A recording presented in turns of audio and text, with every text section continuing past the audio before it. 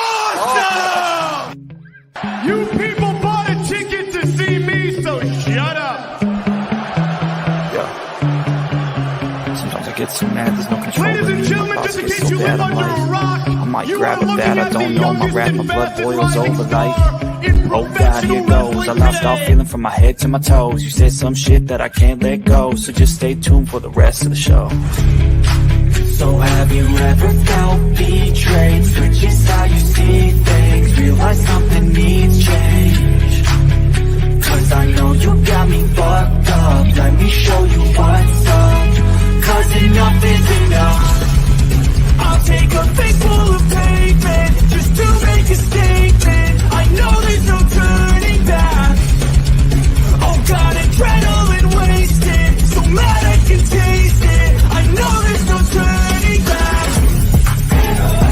I'll do what it takes, I ain't making mistakes like that. I'll bleed on your face just to make you go take it back. I'll lose my shit, I go crazy when I'm mad. And now you go wish you was just a fuck up real bad. Shut up. Be the villain! And I have no problem at all, because I couldn't care less if you like me or not. I'm here for success, and there's no one more successful than Grayson Waller. Yeah! Let me talk to you! War game! Let me talk to you here of the Ring podcast here on the BX Sports Jedi Network. I am BX Sports Jedi Kev, and tonight with me, my partner here, it is Jay. Salute, Jay. What's up? It is the road to WrestleMania, Royal Rumble. How are you? I am doing good, and salute to everybody watching and listening at home. It is the road to WrestleMania. It began last night. We're on the road. Let's get started with this review. Indeed. Thank you guys. First and foremost, let's say hello everyone in the chat.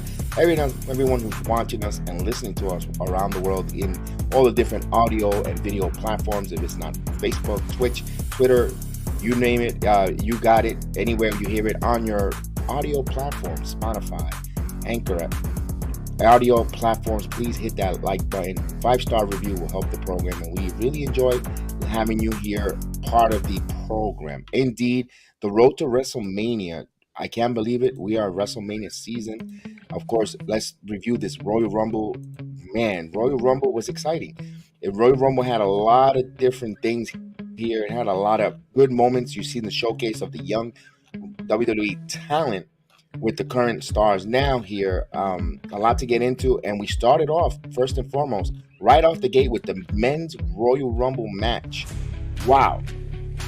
We look for it to start off well, and we get the number 1 and number 2 entries.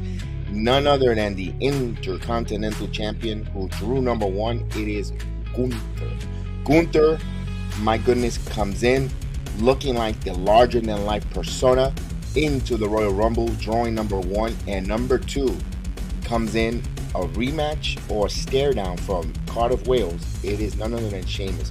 These two behemoths coming in, my goodness, to start off the Rumble. I got excited. What about you?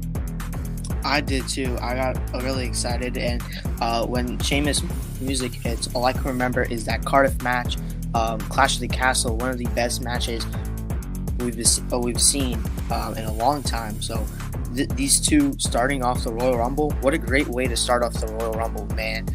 I felt something right there. As soon as they started doing that stare down, I felt something was gonna happen, and I knew it. They went at it. I see. If I bring a soft puppet, can you tell me where you felt it at?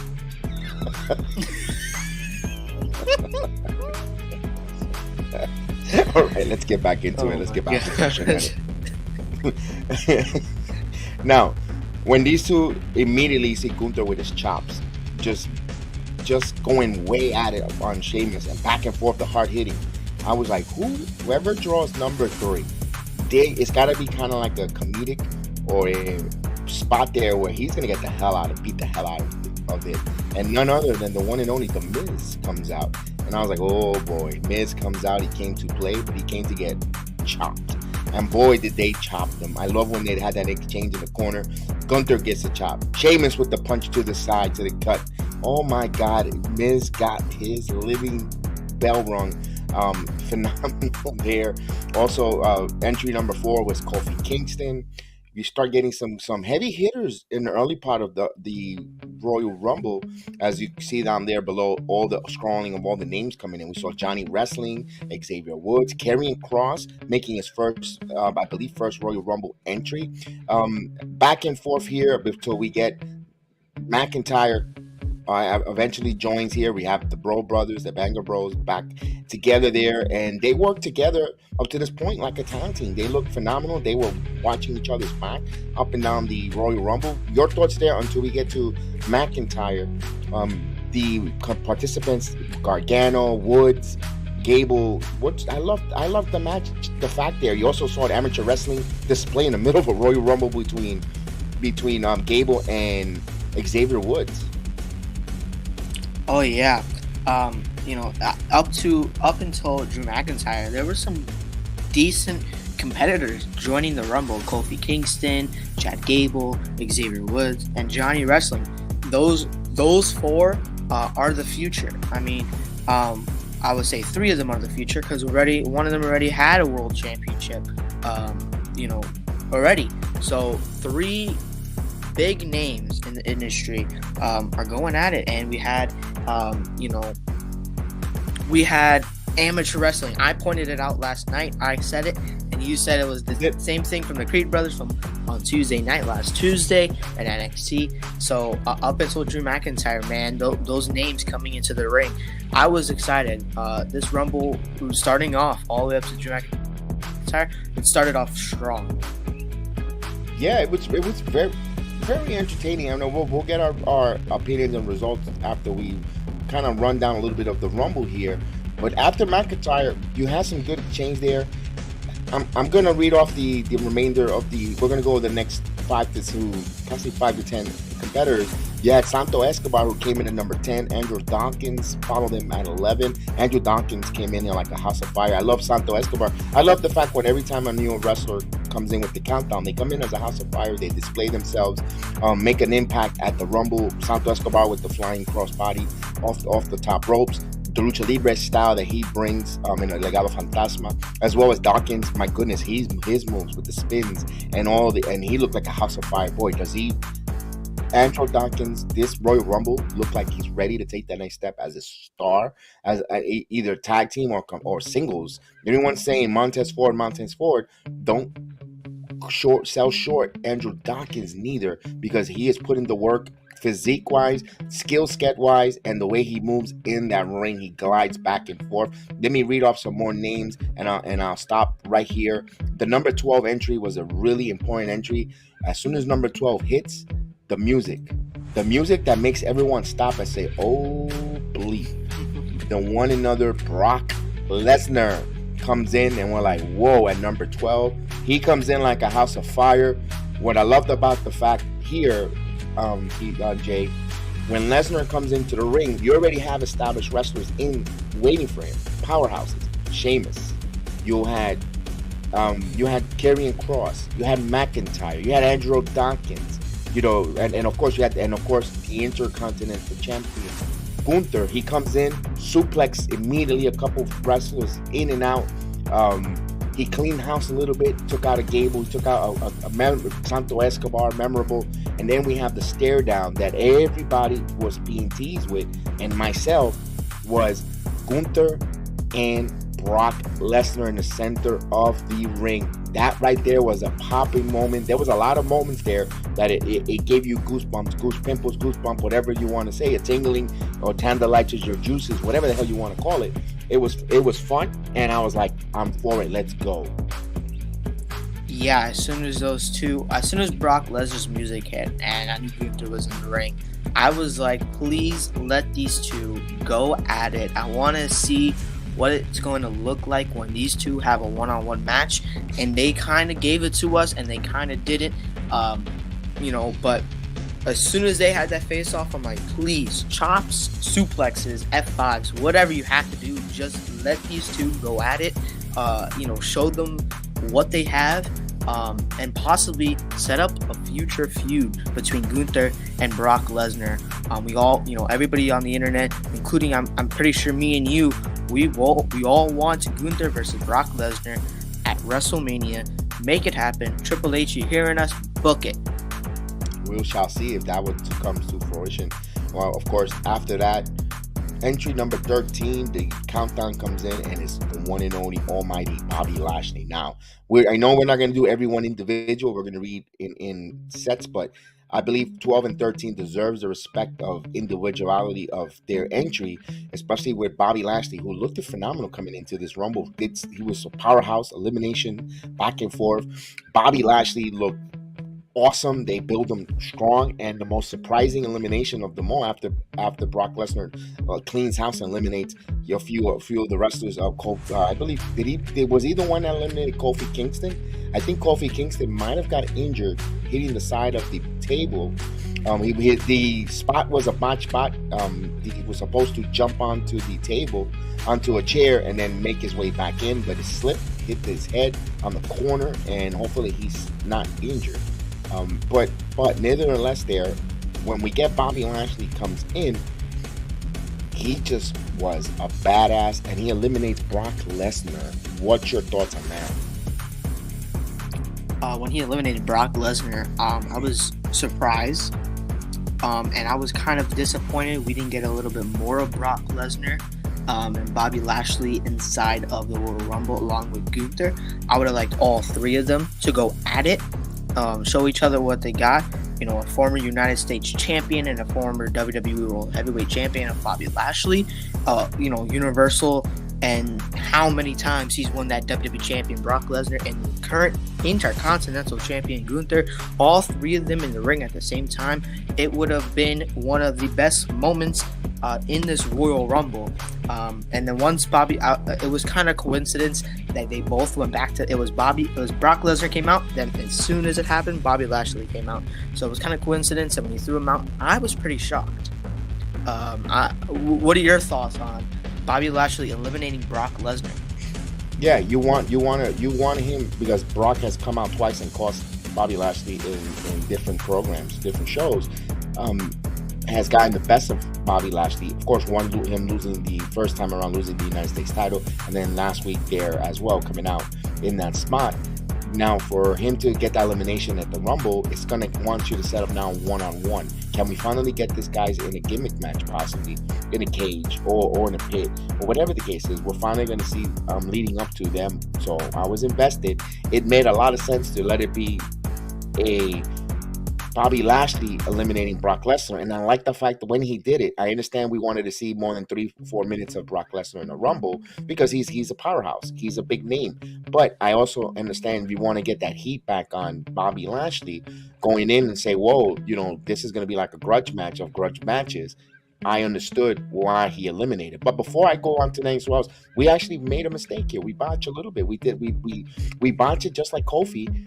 The return of the one and only Pat McAfee. We apologize that the show opens up with Pat McAfee before the Rumble starts, and he's returning back to commentary, and you could see the excitement and the joy and the happiness of not just Michael Cole, but I think the WWE universe say, my God, we got some announcers back, and boy, did it show. McAfee, and I apologize for not starting the show off with that. That right there set the tone for the Royal Rumble. His commentary on the mic was phenomenal. Oh yeah, he is one of my favorite commentators from last year and to this year as well.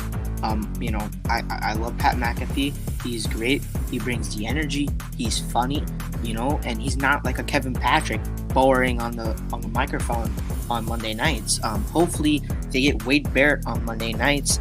And move Kevin Patrick, keep him back in the main event, and hopefully we keep Booker T here. I would love to see Wade Barrett again, but hey, it is what it is. Whatever Triple H does is what Triple H does. I've heard that Booker T is permanently staying in NXT moving forward, so that's going to be great to see the 5-time on NXT on Tuesday nights. But this is a great thing. Have Pat McAfee come back onto commentary. Yo, he landed 27 minutes before the Rumble started. What a surprise. Michael Cole didn't even know. Neither did Corey Graves. Oh my God, what a surprise. Hey, everybody was surprised there. And the reason why I forgot about that and remembered that McAfee was on commentary was the spot back to the spot of the Rumble, back over by 13th entry, was when Kofi Kingston was supposed to land on the chair and Xavier Woods was already eliminated, and Xavier was supposed to wheel him back into the ring and he was supposed to jump back in, but he slipped from the chair. That, of course, McAfee, when he first came out, greeted the crowd, stand on the chair, and almost had a slip himself. Good thing for that guy who works in production, held the chair. He would have slipped, and that would have been a terrible fall there, a botch there of going viral, with him falling in his first night back on Raw with the Royal Rumble with his excitement. So yeah, that's why it reminded me and brought back the fact that we forgot to mention about Pat McAfee returning. And now back to that, you saw Kofi hopefully he's not injured. Remember, Kofi Kingston is going to be wrestling next week in Vengeance for NXT with the NXT Tag Team titles on the line, and we'll get back to that in a moment. Just remember that there with them in this spot as he gets fallen and Brock gets eliminated. Brock stands in the ring outside the apron, and he lets it kick in that he's been eliminated, and Brock Lesnar was not a happy camper. He tears the announce table, throws the partition into the ring, and boy, he was hot. He was upset, and Bobby Lashley, let's go. Out comes Happy Corbin, aka Baron Corbin, comes out, and boy, did he feel the brunt of Brock Lesnar. I mean, he just totally destroyed and annihilated him before number 14, and boy, he didn't even get into the ring. He just got destroyed by Brock Lesnar. Good job. I love the fact that Lesnar took it out on him. I like that he took it out on him rather than him going in the ring and beating up some of the participants that's currently in the ring, eliminating them after being eliminated. I never liked that in a Rumble, Jay. If you're gone, you shouldn't have the right to eliminate other people. Oh yeah, it eliminates from a participant who does get eliminated from an eliminated person a chance to go all the way and possibly win the Rumble. So, good job for Brock Lesnar for attacking Baron Corbin, not letting him get into the ring until the next participant comes in. So yeah, kudos to Brock Lesnar for not going in the ring, tearing house down, and possibly eliminating some competitors. In the past that's happened before, and I never liked it. I always got upset when they did. So it's a good thing that he didn't go in there and throw somebody over the top rope. Absolutely. Then in comes Seth freaking Rollins at 15, and we thought he had, and Corbin was down on the floor there, ready for, I thought he was going to set up a curb stomp, but no, Rollins says, get out of my way, I'm going to put this ham and egg in. He brings in Corbin, he gets in the ring, does a move and tosses Corbin out, and Seth freaking Rollins is over with the crowd. You hear the chants, of course, what only Seth freaking Rollins knows how to do. Rollins halfway through the Rumble, I kind of liked his spot there, because you still, at this point, who are still left in the Rumble, you still had Gunther, Sheamus, you had McIntyre still in the ring, along with Bobby Lashley was still there. Bobby Lashley was still there, and Rollins. And Karrion Kross were the competitors left. I really like to see. I was like, oh, okay, you got some who's who there. A lot of main stars that are currently in a lot of storylines or being pushed here in the main roster. They were all in the ring with Rollins. Of course, you had the stare down with Rollins and back again, Rollins and Gunther, Rollins and Sheamus. You had a lot of mix there that I really enjoyed there to see with Seth freaking Rollins. I was like, you know what? This is getting to the nostalgia. This is your current stars right now. You don't have any, and nothing wrong with the legends or the nostalgia wrestlers. These are the current roster being displayed here currently right now, 1 through 15, and of course there's still more to come. But I can't complain. I really enjoying who's in, who's out. What's your thoughts there? Yep, half of the Royal Rumble number 15 goes. And halfway through already, major names in the ring already. Major names thrown out of the ring. Santos Escobar, Karrion Kross, he got eliminated as well. But it sets up more feuds if you have big names in that ring. I like Seth Rollins in there. Seth Rollins He's a huge name in the WWE, and I think, and he's over with the fans. I agree with you. He's over with the fans. His song put him over. He's built as a heel, but he acts like a babyface, and I love it. And so having all these names in the ring at once, what a great 15 men already in the Rumble. So let's get on to the next 15 competitors.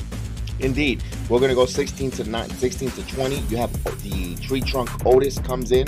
Of course, Gable has been eliminated by Dan already, by Brock Lesnar. He F5'd him outside the ring. So you have the Tree Trunk Otis who comes in, who Otis did really well. He was very entertaining, very comedic, but very as a powerhouse. Then number 17, in the most controversial fashion, number 17, Rey Mysterio's music hits.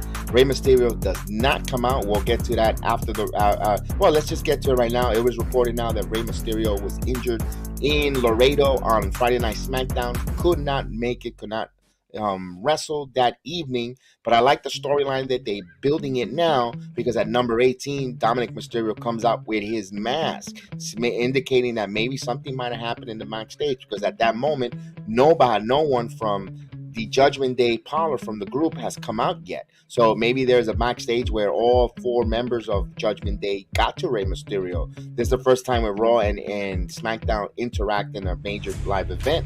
Maybe it's the first time this. I remember Rey Mysterio left Raw to get away from his son. He couldn't take it, and they put him on that show to keep him separated. Now they brought him together. Maybe that's the storyline we'll get down the road, but the real kayfabe part of it is Rey Mysterio suffered an injury, and Dominic Mysterio comes out with the mask. He slow plays it in. Dominic Mysterio, we're seeing the growth of Dominic Mysterio, not just in the heel fashion, but the way his mannerisms and in the ring, Jay. Yeah, and I want to cover something here about Rey Mysterio. Obviously, we already said that he's injured. And no, there's no replacement for Rey Mysterio. He was already entered into the Royal Rumble. He had to have his music played. If it was somewhere down the line back in the 90s, on commentary, they said if you don't go through that curtain, you're disqualified from the Rumble. So that's why no one came out as replacement for Rey Mysterio. But Dominic coming out, and he's acting scared. He doesn't want to get in the ring because there's behemoths in the ring. Bobby Lashley, he's right there. He's like, come on in. Let me show you how it's done. Let me show you what a real man looks like. And Dominic doesn't want to go in. Eventually, he does get in. And surprisingly, he lasted longer than I expected. And the beginning of when Dominic came into the ring, I was kind of a little bit impressed. At the same time, not really. But it is what it is. Dominic Mysterio comes in, and he shows why he is, quote unquote, the man that was in prison for an hour or whatever he was in the prison for. So yeah. Yes, and then we have Elias comes out with his guitar. Elias comes in, gets a few pop there. He nails Gunther with the guitar in the back. Eventually cuts Gunther in the back there. He gives him a welt. Of course, then his teammate Finn Balor arrives and comes out here. Finn Balor comes out. Now you have Judgment Day together, strong in the ring. There were some moves there in the match with both Mysterio and Finn Balor working together to save each other, and some really nice double team moves there. And then, of course, at 21, we get the first surprise in the Rumble. Houston, Texas' own NXT's commentary, 2-time Booker T has come out. 5-time world champion Booker T comes out. Boy, I didn't expect that. I was like, what? When you hear "Can You Dig It, Sucker?" You know what? I know it's a nostalgia, and you know what? At first, it's like, he's taking up a wrestler spot. The more I see it, the more I like, you know what? Good for Booker T getting in there. Oh, yeah. We've seen Booker T be a surprise entry multiple times in the past. And this is another surprise. He comes in, the crowd goes wild. I was not expecting Booker T. If you looked earlier in the night on the pre-show, he was in a suit outside of the arena on the pre-show commentary. So I was surprised when he came in and was like full. He was ready. He was ready for the Rumble. He came in and he did that spin-a-rooney, and that kind of got me a little hyped, because when we were at NXT, we told him to do a spin-a-rooney, and he said it took 5 hours to prepare. So it took him probably 5 hours to prepare for the Rumble spot. Indeed. Let's say hello to Dork Knight, who watches us and joins us from England, says going to pop in and support us. And John, salute John. John, let's read his call. Let's read his comment here. I thought it was a good until the last part. Gunther put on a great performance. Very predictable. I thought Rhodes was going to win. And do you give a chance against Roman? I don't think so. At one point, I knew Ray was going to enter, then eliminate Dominic. The situation needs to be resolved soon. Yeah, that'll be payoff there. We'll jump right into that. Thank you for the comment. Wanted to acknowledge you, Tribal Chief here, and thank you for joining us. We'll go right into with Spinner Rooney from Booker T. And Gunther eliminates Booker T. So, speaking of Gunther looking powerful there, eliminating the Hall of Famer out of the ring. Damian Priest comes out here. He comes in. Boom. Then you had Montez Ford. Now, Montez Ford, I didn't like the way Montez Ford came into the Rumble. His Rumble appearance, a lot to desire there. Came in, he got eliminated in front of his in-laws. You know, I thought I was going to get more from Montez Ford. Yes, indeed. I wanted more from Montez Ford. It's kind of unfortunate that he got eliminated faster than expected, because we all know he is the future. Right now, I believe so. In the next 5 years, he will be a world champion. He has it in him. He has that X factor. He has everything. He has the crowd. He's over. The Street Profits are completely over. I enjoyed them. Montez Ford getting thrown out earlier, like faster than normal, man, it kind of got me a little bit disappointed. And I said in the stream, I was like, wow, he got eliminated that fast. I kind of wanted to see a little bit more of Montez Ford, and I still sit with that. I wanted to see a little bit more of Montez Ford. They're trying to pick up the pace here. They're trying to go really fast because they still has more to go in the show. There's still a lot more matches. So I get why they had to eliminate him fast, but I would have loved to see more of Montez Ford. And then we get the return of one and the Hall of Famer Edge, soon to be Hall of Famer Edge comes out. Edge returns. We saw. Now, remind me here, was it when he came out when he got attacked by Rhea Ripley, or after? Oh, so yeah, he got it after. It was after he got eliminated. All right, so we'll get back to that eventually. There, we'll move on so we don't stay too long of the time here. We get Austin Theory comes out, the current United States champion. He put on a nice display. Of course, at 26, the big monster Omos, the 7-footer, comes out. He looks intimidating. We're like, business about to pick up a big guy like that. Late in the Rumble, we're getting down to the nitty-gritty. Then Braun Strowman enters the Rumble at 27. Braun Strowman, of course, monsters of all monsters, going one-on-one with Omos. Ricochet comes out at 28, and we'll hold it there for a moment because I'm going to get to this right now. I know you need Braun Strowman in the Royal Rumble, the height and size, but personally, I thought tonight, in my opinion, there shouldn't be really tag teams allowed this year at the Rumble. You had enough there where you can showcase singles. When, especially if you're not going to put in Imperium to help out Gunther, you're not. I don't think the New Day should have been in the Rumble neither. I think since New Day has a tag team title match next Saturday at Vengeance, you want to protect and look. And Kofi might be injured. My point is they shouldn't be the tag teams. I know. What about Drew and Sheamus? Well, they kind of got withdrawn out of the tag team title picture with that move. So you could kind of let them wrestle there. I would have liked to have singles, no tag teams there. Especially now that they're being former tag team, although Ricochet and Braun did a phenomenal job in the Rumble, but I think those spots could have went to singles competition wrestlers that was not available to come on the card. It's just my opinion. Yeah, so I'm going to start off with Austin Theory here coming in. I like Austin Theory. I enjoy Austin Theory. And I know Triple H, he sees something in Austin Theory.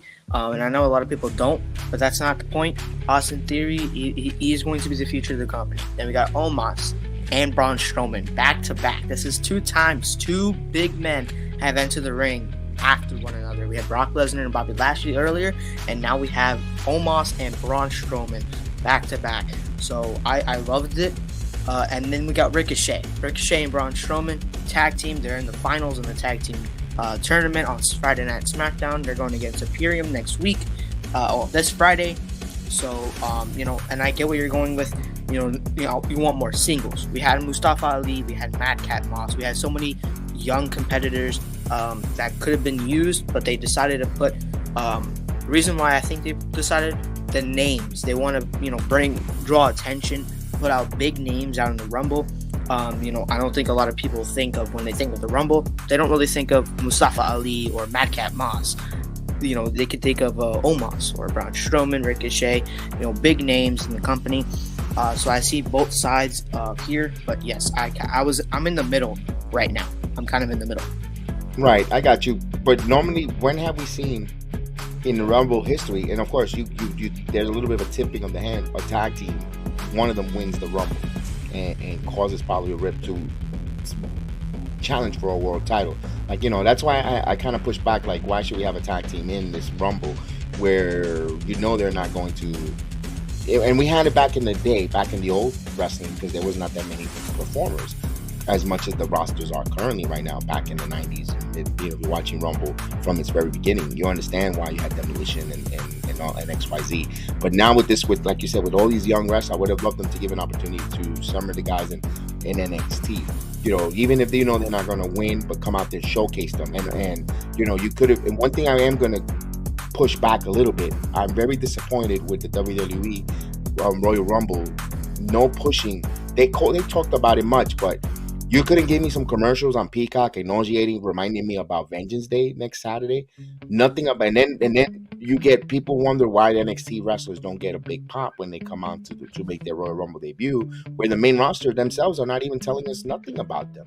This was a great time to showcase some of your NXT wrestlers at the Rumble. We know they're not going to win, but you know what? Let them do their something where he did a move or a couple moves there that was exciting. You're telling me a Von Wagner couldn't come in here? He's not wrestling in Vengeance. Come in here and become a big obstacle? Like, who the hell is this guy getting chopped by Gunther and possibly almost eliminating Gunther? Or you let him throw out a Otis. And you're like, oh, damn, who the hell is this Von Wagner guy? He looks like a freaking caveman. My point is, there is chances, opportunities to showcase your NXT men's wrestler, and I felt that they did a disservice for not allowing and not putting at least one or two that are not doing anything on NXT currently. Zion Quinn would have been a hell of a freaking, who the hell is this guy? My goodness, look up Chisel and look how he has a look there, like, oh my God, he looks like he was a star here, going in there and even if he has a 30-second, 2-minute intro and gets eliminated, but there's you're showcasing NXT, the word NXT, when let the announcer speak of it, like, oh, whoa, okay, let me take a look at this. I thought they missed an opportunity to bring in a JD McDonough, have him stand there face to face with a Finn Balor for a moment, and make it. And you know what? Maybe people might not know who the hell they are, but you're teasing that moment. Why are they staring at each other? Who the hell is this JD McDonough? He wrestles in NXT. You know what? He's staring Finn Balor. They kind of look like each other. Let me go take a look at this. Now you're drawing eyeballs to NXT. I felt that WWE did the service, and they failed on that moment just to capitalize there. So we have 2 more entries there, but let me give you your thoughts on that. Yeah, I agree with you. There should have been at least 2 or maybe 1 or 3 NXT competitors. You definitely could have taken out a couple names from the Rumble and entered in some NXT stars, especially with Triple H in charge. And NXT is his child. So I am surprised that his first Rumble didn't have any NXT stars in the men's Rumble. I am surprised by that. But I also get it why, you're not going to get a really crowd reaction, but it's not about the crowd reaction. It's about the crowd looking at this competitor and being like, ooh, he looks good in the ring. He's talented. He, like you said, JD McDonough and Finn Balor, they should have had a stare down. I can envision it already. The crowd getting hyped for it, and they're going at each other. Or maybe a Von Wagner or Gunther, Von Wagner and Otis, Von Wagner and whoever else is in there. It could have worked. You could have brought in some other NXT stars, Zion Quinn. That could have been awesome. He looks phenomenal. So you definitely could have put some NXT stars in there. I would have loved to see it. But yeah, I mean, it's Triple H on his part. He's the booker here. Indeed. John, we're going to answer that question that you wrote about the most disappointing and memorable, impressive wrestler. But let's go right now to number 29, the one and only Logan Paul. Now, I was surprised. Like, I thought, due to the fact that he might have had an injury in Crown Jewel, didn't think he would be healthy enough or cleared to come in and compete. The more we getting Logan Paul in the WWE, you may not like the damn kid, but he is impressive in that damn square circle. He comes out, the buckshot lariat that he pulled off, the different moves, first of all, the heelish tendency, that shitting and grin that he comes out with. I love the fact that the competitors, the wrestlers in the ring, united to gang up on him. Like, you know what? Let's beat the crap out of this guy. You're not kind of wanted here. I like that too. He's not part of the pack, getting his ass kicked. I really enjoy seeing that from them. And with Logan Paul, he sells it. And of course, the clothesline across the ring with Ricochet. Although Carmelo Hayes does it better than him, did it better with Ricochet, but it still was beautifully impressive for a non-competitive wrestler who has been not doing that. I really enjoy what to see Logan. I hate to say I enjoy him as a wrestling competitor. Logan Paul checks the box. Oh yeah, 100%. And he tore his ACL at Crown Jewel, and I didn't think he was going to be back until possibly WrestleMania. Probably not even at WrestleMania. I didn't think he was going to be able to compete at WrestleMania, or let alone the Royal Rumble. It was 2 months. He took 2 months, came back, and impressed me even more. I've said it, and I'm going to say it again. Every time Logan Paul steps foot inside of that squared, inside of that ring, he impresses me even more.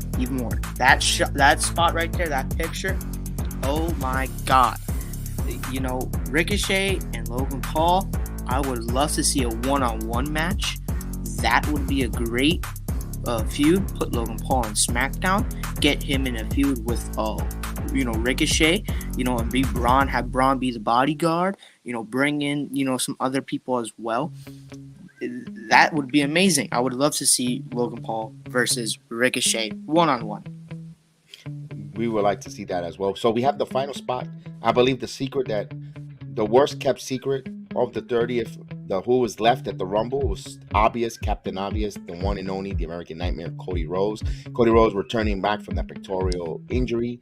He comes out, my goodness, even we knew he was number 30. We knew that was who was out left.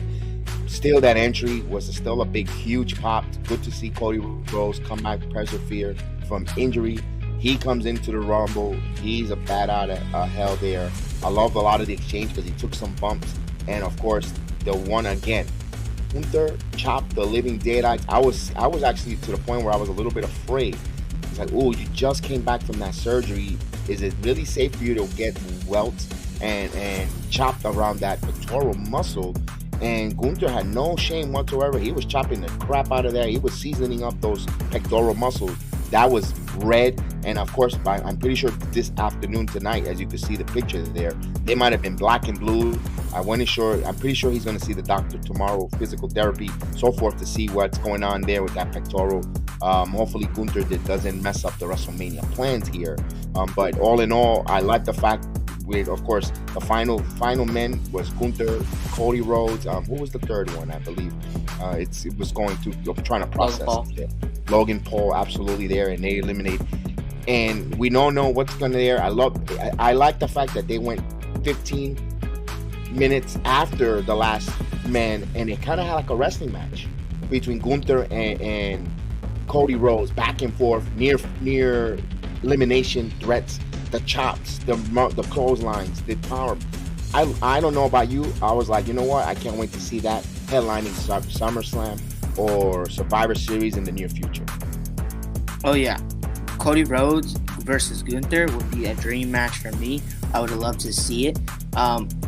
I'm going to be a little bit, not biased, I'm going to be a little bit disappointed here. I am disappointed.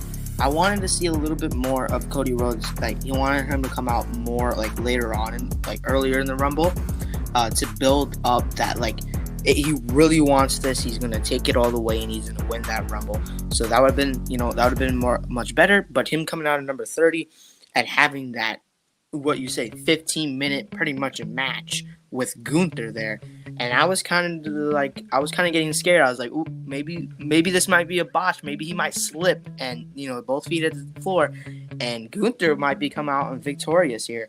But all in all, we all knew who the winner is. This was really predictable. As soon as he came out at number 30, Cody Rhodes, man. Congratulations to Cody Rhodes. You're going to the Royal Rumble. Your dreams are pretty much coming true at this point. I have no doubt about Cody Rhodes winning taking a championship at WrestleMania, and I'm going to be supporting him all the way till he does it. Yeah. See, I know. I remember my wife was telling me that looked like a Vince McMahon type of move. You know, he's 30. The obvious that he comes out and wins didn't feel like the Swerve or another Triple H kind of moment. It felt very Vince McMahon. You know, we knew it was going to be Cody Rhodes winning. I'm not saying Vince is back. I'm just saying it just felt, you know, sometimes the classics hits. There's a reason why they're classic. They're good. That's why we enjoy them. They hit. They make sense. Cody Rhodes winning there. Yeah, I understand that. I personally myself was going for Gunther, and we'll go right to the question that John asked us. Who was your most impressive and disappointment in the Rumble? Mine's, again, I'm going to go with you, John, is Gunther. Everyone knows, besides first and foremost, I'm a big Gunther fan. So I'm already biased when it comes to Imperium. I like all three members, and I know once Dragunov becomes the fourth member, they're just going to be even stronger. That's just me making that prediction. But the most disappointing was, he said it was Karrion Kross. I'm going to go with Montez Ford. I was very disappointed in Montez Ford. I expect a little more from him. Alrighty, I'm going to go with my most impressive, Gunther. He set a new record, 1 hour and 11 minutes in the Royal Rumble from the number 1 spot, and he was the last one eliminated. So yeah, Gunther is my most impressive. You know, I enjoyed him in the ring. I enjoy him on SmackDown. Every time I tune into SmackDown, I hope Gunther's on the show because it makes him more entertaining for me. My most, not most impressive, my most disappointed here, I'm gonna go with Santos Escobar. I wanted a little bit more Santos Escobar in the, you know, him building up backstage and then leading up to a match on SmackDown, saying that he's gonna eliminate this certain person. He's gonna do it. He's gonna go a long way.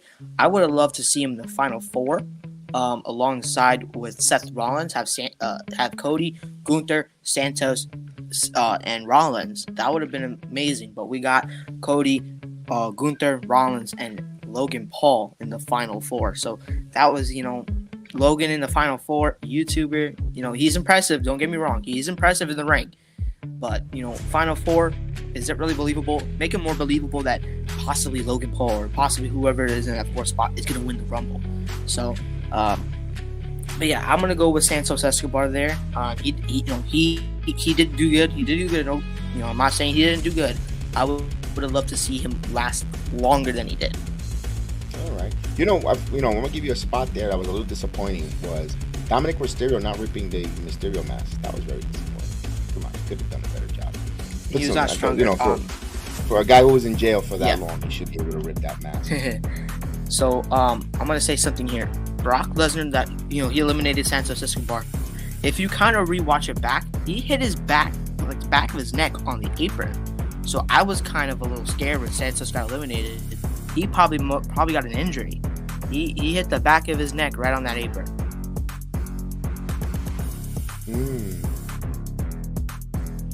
Okay.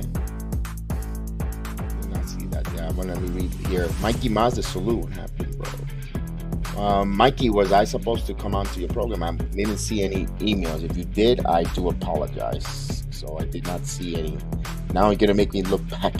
I do apologize if I was supposed to come on this program. I didn't see anything come across platform. Apologize there. John, I thought there was a lot. Just a lot of thoughts. Minimum change will be interesting. They think there will be for the unified titles. I think I've got a theory there, John. We'll get to that one as well. We'll save that one. I've got a theory on elimination chamber of mine in a moment here. Yeah, the Rumble. I'm gonna give you a couple spots here that I kind of wrote. Of course, Gunther breaking the record of Rey Mysterio. You mentioned that, the longest performance. The springboard with Ricochet was phenomenal there. Cody Rhodes eliminating Dominic Mysterio was another one. Pretty good moment there. Brock Lesnar being eliminated in less than 3 minutes was shocking, of course. And I like the way the double kick that they did when they took Elias out, looked nasty. That double kick from Sheamus and Drew McIntyre, oof, that was a nasty one. And Gargano working with Sheamus, the way they got rid of Miz in the beginning. Those were the moments there that resonate to me on that Rumble. All in all, pretty good Rumble for the men's. What a way to kick off and start it off. I was excited. I know people wanted to see wrestlers that weren't there. They wanted Jay White, they wanted Baba Booey, they wanted, Pepper the Pig. They wanted, but they couldn't get it. They weren't scheduled to be there. Oh yeah, and for my most memorable thoughts on the Rumble, my most the spots. I'm gonna go the same thing you said, but I'm gonna change one up. The Cody Rhodes and Dominic Mysterio elimination. I liked it, but it wasn't in my top. I'm gonna say Logan Paul eliminating Seth Rollins. I'm gonna say he comes in from behind, eliminating Seth Rollins. That's when they replace the Dominic Mysterio and Cody Rhodes spot. Okay. All right. So that concludes there. We all know Cody Rhodes now. He will, of course, there's only one champion, Undisputed. He will be challenging Roman Reigns. Those interactions is going to be interesting on Monday Night Raw or SmackDown, whichever one it is, but most likely Monday Night Raw to see him come out and interact and completing a dream. So I'm pretty sure that will be the opening promo on Monday Night Raw here. So we'll get to the next match here. It is a brought to you by Mountain Dew. The LA Knight versus Bray Wyatt lights out or pitch black match here. First and foremost, the match starts. We get both LA Knight come in first, and then comes Bray Wyatt. Let me say something here. This Rumble was really good, but they need to kind of think about the entrances. I think this Rumble was extremely long for these wrestlers to come down. I know they're in tip-top shape because they have to have cardio to be in that ring, but my God, by the time they get down there, it's almost a minute passed by. They come in and do a quick spot, and then you're down to a countdown. I don't think the long entrance works for a Rumble. Just my opinion. Yeah, I would agree with you. And imagine Undertaker with his long entrance in the Rumble if he came out. Imagine that long strip. Imagine that would be a bad spot. But yeah, I agree with you. I kind of like the long strip. I get the reason why they're doing it. At the same time, I don't like it because then later on you see somebody running to the ring and they're already tired by the time they get to the ring. So it kind of defeats the purpose of them getting in the Rumble and being pretty much 100%. They're ready, they're fresh, but running down to the ring or having that long entrance, it kind of dies it down a little bit more. So having that long strip kind of makes no sense, but I get the reason why they're doing it. It's so so it looks cool. They want to have a long entrance. They do this. They've done this every year since 2020, 2019. Long strip. I get it. Hey, it is what it is. I hope they change it to that short strip. That would be amazing. I hope so. I don't like the fact that it curves. Like if you're one of the persons that buy a ticket and you're in the beginning of the aisle, you might come on TV to high five a wrestler for 2 seconds while they storm by you, but then after that you're screwed looking at the up on the screen with your neck up. Personally, hey, to each his own. If you want to spend your money there, I have no respect. No, I respect that. I'm not going to disrespect or say anything negative. But me personally, I would not buy a ticket to sit there and be uncomfortable looking up at a screen where you can't even see the ring from where you're at, especially where it's turning, it's curving, and you have to curve. And we saw that at SummerSlam as well. I know that they're trying to capitalize as much money as possible filling up these arenas, but the entranceway doesn't kind of make sense. It looks kind of goofy when there's a curve or a turn there. Personally, it doesn't. Eye popping. I don't like it personally. They call me a relic, call me an old timer. I personally don't like it. I understand why they do it, financial reasons, just to pack in over 45,000 plus, but it is what it is here. We'll get it back to the LA Knight Bray Wyatt match. One of my least favorite matches of the night. I did not like it. I'm going to be totally honest up front. I'm going to be totally biased. I thought it was a waste of time, a waste of storyline. It was rushed, but I know you enjoyed it. I like the fact that the neon, the black light, the face paint, I enjoyed that part there, but the whole thing, instead of being more clear on the storyline with Bray Wyatt, with the Funhouse, Uncle Howdy, I felt more confused than ever. And I can see why Vince didn't allow Bray Wyatt to do too much of his character input. No, but damn it, we'll keep it the way I want it, because believe it or not, where are we going, Bray? Where are we going with this? It's just me. Give me your thoughts. I know I'm totally opposite from you. Now, I'm gonna be honest with you, I didn't like the actual match. I liked the way it looked, and I liked the way the ending ended off. I liked the table spot, and the rest of it, no, I didn't enjoy it. It was more like a Raw match or a SmackDown match. You could have had this match probably on a SmackDown or on a pay-per-view, not as big as the Royal Rumble. You could have had it on, WrestleMania Backlash, to be honest with you. You could have left this feud, have like Bray Wyatt attack LA Knight, LA Knight be injured, and then, save it for WrestleMania. And WrestleMania, he comes back, beats up Bray Wyatt, and set it up for WrestleMania Backlash. That would have been better to have that. But they go with this. I like the neon colors. I like the face paint, and I like the mask that he comes out. The mask that after the match he comes out. He puts on a face mask, and it looks like terrifying because it also looks like King Kong. A gorilla. So and I liked it. The Funhouse stuff. That's what confused me. How are you gonna have Funhouse Bray and the Funhouse come back, and then at Royal Rumble have the puppets come back to life? Because during Bray's entrance, you walked down, the first person you saw was Huskus the Pig. Then you saw Ramblin' Rabbit. Then you saw Abby the Witch, and then you saw Mercy the Buzzard. So they were there at the entrance on the entrance strip, and then they showed up. I like that Uncle Howdy, he did that table spot, but at the same time I didn't like it. He missed LA Knight completely, and then the little pyro thing. Hey, I think this match is half and half. I don't like the match. I like the way it ended, and I like the way that the beginning of the match, but I don't like the ending.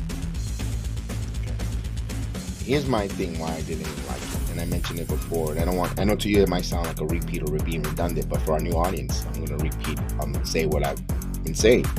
You had this build-up, Bray Wyatt, with the QR codes, the nostalgia since the summer. You're building it up. What did we get here? We finally get the payoff. It's Bray Wyatt. He comes out. Perfect. He already has the crowd. He has heat. He already got the buzz. People want to see Bray Wyatt. LA Knight now is a star now after he dropped the maximum Alamodome gimmick. LA Knight, the way he's ascending on the promo, the way he conduct himself, don't give a crap. He has stardom written all over him. He hasn't had Bray Wyatt already was a former champion. He already has done, and he's being reintroduced where Buzz. I'm glad he's back, but LA Knight hasn't gone off the floor or off the ground yet. This is a spot here where you could have protected LA Knight here, not taking the pin and looking like a jobber. You could have protected LA Knight here because, hey, listen, they did that with Undertaker. Undertaker lost the match, casket match itself. They wrestled at Royal Rumble, by the way, for Yokozuna, where they came in and they took him away in the lightning, if you guys recall and remember. And Undertaker never lost his heat. Yokozuna kept going on. My point is, Bray Wyatt could have lost this match, and he still would have not taken away from the whole grand scheme of the Funhouse, Uncle Howdy, XYZ. You could have had Bray Wyatt take the pin due to the distraction of the Funhouse characters coming alive. But once again, this hurts the WWE because they decided to make a freaking, you need a ramp from your backstage 10 miles away where you need an Uber just to get to the ring. And now you can't have people in persona in costumes as a Pepper Pig, as a Buzzard, and as a Funhouse Firefly, because you probably end up knowing who, by the time they get to the damn ring, either the costume could fall or who the hell who was the wrestler in it. And you're like, oh, it's this guy, it's that one, it's so for XYZ, so they couldn't do it that way. You could have had it where it was an interference where Uncle Howdy or whatever the case is, caused Bray Wyatt the match. LA Knight gets the win. You still continue the storyline with Uncle Howdy. What power, what possession, what idea, what storyline's going on with Bray, with Howdy, and what, they could still continue the storyline the way the Bloodline is going. Another twist and turn. You could get rid of LA Knight battling because he got the win. He'll move away from it now, and now you could introduce another wrestler that you could. Now you get Bray now getting him. You could heat up Bray again and keep. And right now you kind of cooled off LA Knight. I don't want. What am I? Let's say he comes out and has him interrupt or match with someone else. Am I really going to be invested on an LA Knight winning a match here in a major pay-per-view? He's a jobber right now because you lost to Bray Wyatt. Who cares in a gimmick match? I don't care. You can yell all you want. Let me talk to you. Go talk to someone. Go talk to someone on Level Up. I don't want to hear you right now. Unfortunately, that's what WWE made it look like. Now, the spot on the top rope for Uncle Howdy, it's a pitch dark match. The arena is supposed to be dark. I understand why Howdy threw himself and kind of away from LA Knight. LA Knight rose into it. Seemed like he got hit. It was to protect the performer. That up height like that could have been numerous number of disaster because Howdy has a mask. It's dark as heck. And he's got to trust that he's not gonna decapitate or hurt an LA Knight from that distance up in the air. I get it. That's why the pyros hit. I'm not gonna go. Good job on the camera angles to kind of, but you could still tell. But I'm not gonna really criticize because that was for the safety of the performers. That's no problem there. But again, the match was kind of it could have been done on a Monday Night Raw. It could have been, like you said, Backlash. It could have been done on a minor premium live event rather than a major in a Royal Rumble. Yeah, I would agree with you. I kind of agree with you. The match did not deliver. It was kind of a short, sweet, made no sense match. I don't personally think this is like hurting LA Knight because LA Knight already has heat. People don't like LA Knight, because he's a heel. But I don't think this is gonna hurt LA Knight in the future. And I see why they put Bray Wyatt over. Obviously, it's his return match. You can't have Bray Wyatt return and lose. I hope this storyline is over with. I hope LA Knight goes to a new storyline. I don't want to see LA Knight come back on SmackDown and say, "Oh, that was crap. I didn't, that made no sense. You were like a supernatural thing." And then Bray Wyatt comes out, and then we have another match. And I don't want to see that. I want to see LA Knight move on, go to a new person, have LA Knight go over in that person. Then he will gain more heat and be over already. So I think this kind of was a good decision, also a bad decision on where, how it was in the Rumble. I don't think it should have been in the Rumble. I said it, Backlash. It could have been anywhere, minor pay-per-view, not at the Royal Rumble, especially the way it was made as. So, but hey, it is what it is. Get this over with, that's all I'm gonna say. It is what it is. They made a lot of money with Mountain Dew, with their beverage. What WWE put actually the logo in the ring. There was some nice spots there with it looked like I was at a bowling alley with some laser tag when they turn off the red light and they see all that neon all over the place. I'm a sucker for neon. I like neon. Don't get me wrong. I do enjoy it. It didn't look that bad at the presentation of it. The match stink, like you said. But it is what it is. It could have been done in a different premium live event. So speaking of that, then we have a little bit of a vignette. Then we get the Raw Women's Championship. Excuse me. Bianca Belair taking on Alexa Bliss. Another match here.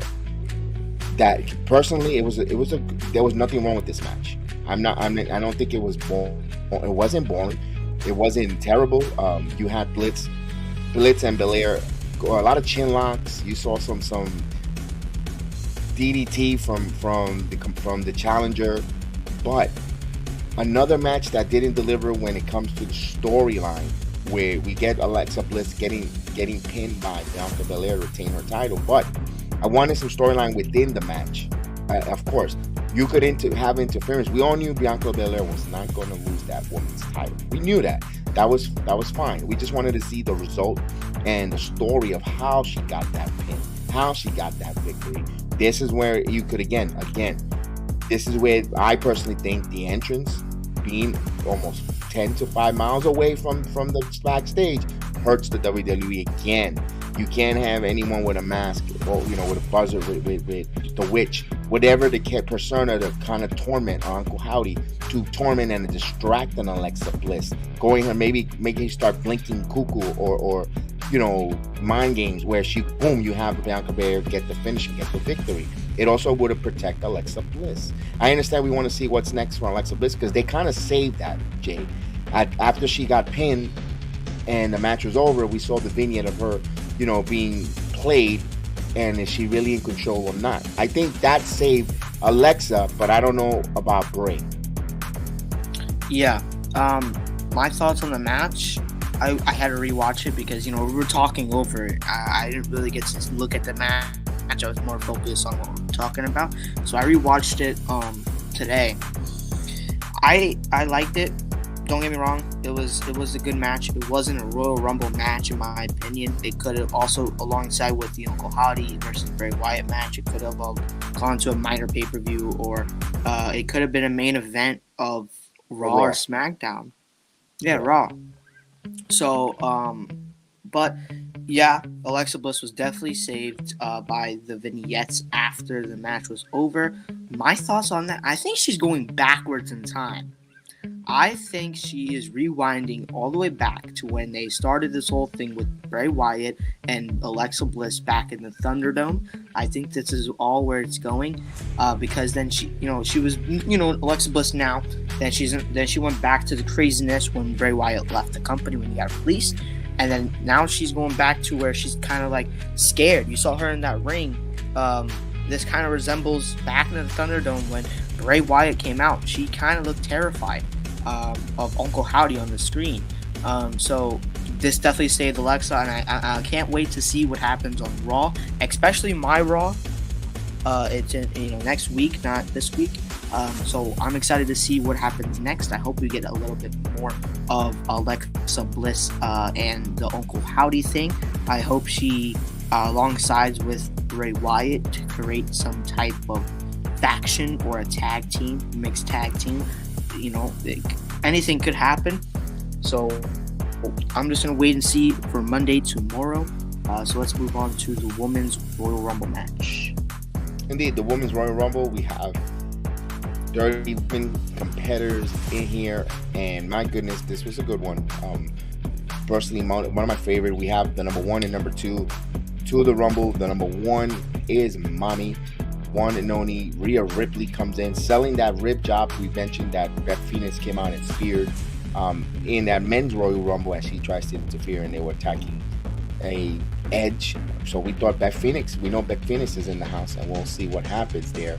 Out comes number 2. It is Liv Morgan. Whoops, wrong one. Liv Morgan comes out looking strong. They first start off the match back and forth. I say, you know what? We didn't get closure when they both kind of separated. Rhea did her thing with Judgment Day. Liv kind of didn't really. I thought they never closed the book on that feud there. We got a little bit of that there at the Rumble.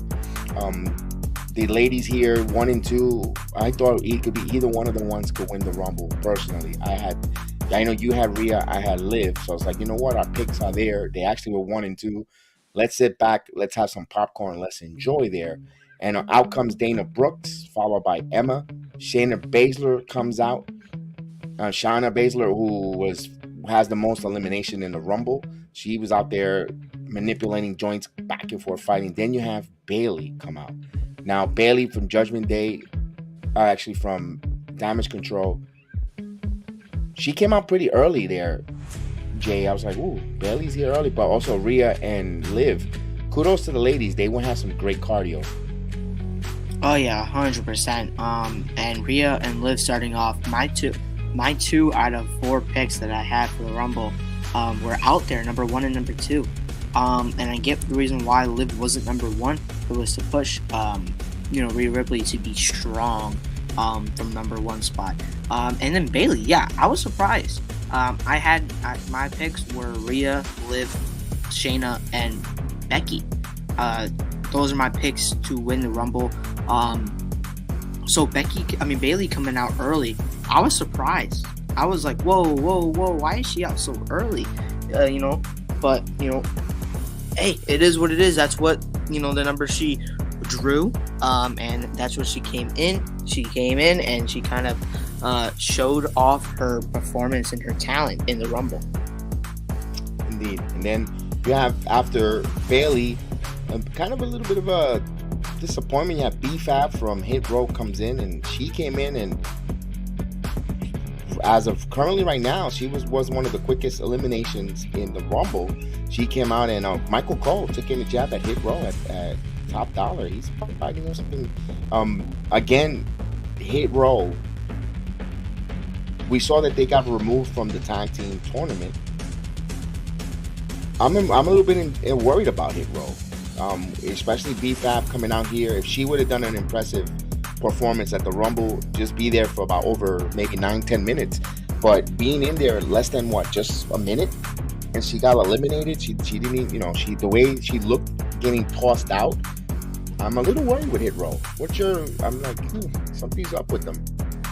Yeah, there's something going on with Hit Row. I don't know, man.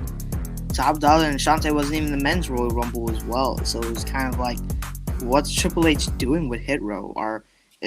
I think they're possibly going to disband soon. I think this is when we're going to get the span of Hit Row, and they're all going to go on their singles reign. But B-Fab less than a minute. Jeez, that's like, it looks bad for B-Fab right there. We haven't really seen much of B-Fab in the ring since Hit Row's return. Personally, I would want to see a little bit more of B-Fab. Maybe have some single matches on SmackDown. I know they're part of the Blue brand, so a little bit more of B-Fab on SmackDown for me. I don't want to keep seeing Top Dollar and Ashante in tag matches or one-on-one matches. It's not what I want to see. I want to see B-Fab. We haven't really seen much of her, so her being 1 minute, it looks bad, man. It looks bad. Yeah, I'm a little disappointed there. But then we get our first surprise entry here. It is the NXT Texas own NXT Women's Champion, and of course, if you see us, I marked out big time. If you go to that on the timestamp, it is Roxanne Perez making her Royal Rumble debut. Not a WWE review because she did wrestle on SmackDown. I enjoyed it. I was so happy for Roxanne Perez. And currently at the NXT storyline, not a big fan of her as the women's champion currently in NXT right now. That's just something different. But to see her on the main roster, man, I was so happy for her. I really was excited to see her. I really marked out big time to see Roxy Perez go in there. She looked really good. She belonged in that ring. I love the fact that in commentary, they really put her over. I don't know much about her, but they were impressed. She was extremely impressive there. They mentioned the Toxic Attraction match that she's going to have next Saturday. That's the first time they mentioned about the Vengeance Day premium live event coming up next Saturday. As being an NXT, those that follow us the program here, both myself and Jay, sometimes we have Perusa Pete and Justin or Red Jester whenever they come on. They also part of the NXT live event guys that we go and we meet at NXT, and we go every Tuesday night and are in attendance. And to see this here, what was your thoughts here? It's like watching a relative going to the main roster because we spend every Tuesday together. And good job there. What was your thoughts? Yeah, she pretty much is family to us. We're there every week. We see her all the time. So her entering the Royal Rumble, congratulations. Hey, you went in there and you're representing NXT, the show we go to every week, and I enjoy a little bit more than the main roster, to be honest with you. I kind of like NXT a lot, and so I kind of got disconnected, in the stream there, and I didn't hear your reaction. It was unfortunate. I would have loved to hear your reaction. I'm definitely gonna go back after today's stream and listen to your reaction. But when I heard her music, I was trying to connect back, and I heard her music, my jaw dropped, and I was like, "No way! Is she actually at the Rumble?" So hey, kudos to Roxanne Perez for entering the Royal Rumble. This is her first Royal Rumble appearance, and I don't think it's her last. No, absolutely. Let's say hello to Brandon. Brandon Schultz, salute, sir. How are you? Salute to Brandon. I was excited to see that there. And then for Roxy was in the ring. Then we're up to the number 9 competitor, Dakota and Io Sky, both back-to-back Damage Control. So now Damage Control is together, all three in the ring with Bailey. So they're out there causing havoc, beating up on ladies there, triple teaming. Then we get the boat, the one and only Natalia. She lost a lot of weight. She's no longer looking square. She's looking rectangular. Lost some weights there. So good job for Natalia coming back. Candice LeRae comes in. Of course, the Poison Pixie. Not a lot of folks got a little excited for her. She came in, serve her purpose, being a lady competitor. And then we get another NXT surprise. What you say is what you got. The one and only incomparable Zoe Starks. Zoe Starks, another NXT wrestler, comes in, and I again got really happy and excited to see. Like we said, they're like family though. As we see them, we have Tuesday night appointments with them, watching them perform for us, and I really enjoy seeing Zoe Starks come out. What was your thoughts with Zoe? When Zoe Starks came out, I was like, again, another one, and I was like, please last longer than Roxanne Perez. Roxanne Perez was in there for about 3 minutes. She got eliminated from all 3 members of Damage Control. So I was like, please last a little longer in the Rumble, represent NXT. And I was happy to see Zoe Stark. So yeah, I love Zoe Stark. Don't get me wrong. She's a good wrestler, but her promo skills needs a little bit of work. But all in all, I was happy for Zoe. I was. Absolutely, for Zoe Starks. We all know that Charlotte Flair, while she was recovering, getting back into wrestling shape, she was in the Performance Center, had some great matches, and worked with alongside Zoe Starks, Alba Fire. And she has some great reviews, great raves there, as well as for Cody when getting back to his match. He gave a lot of credit to Carmelo Hayes, as well as Joe Gacy, working with them, getting into wrestling shape. So the NXT wrestlers that look for some folks to politic or have advocates in the main roster, hey, you need to give certain competitors, performers down in NXT a trial, a night, call up, because I see something there. They whipped me back into shape. Zoe Stark was another one that helped Charlotte Flair. Zoe Stark, when she first came in there, looked like a house of fire. She did some nice moves. She looked like she belonged in the main roster. I understand what you said. You might need a mouthpiece, especially if you're going to be cutting promos in the WWE there. I think one thing here, when I'm going to say it, and I say it week in, week out, WWE, they need to now emphasize on the next generation of managers to cut some of these. I know wrestlers got to learn how to cut their own promos. Absolutely.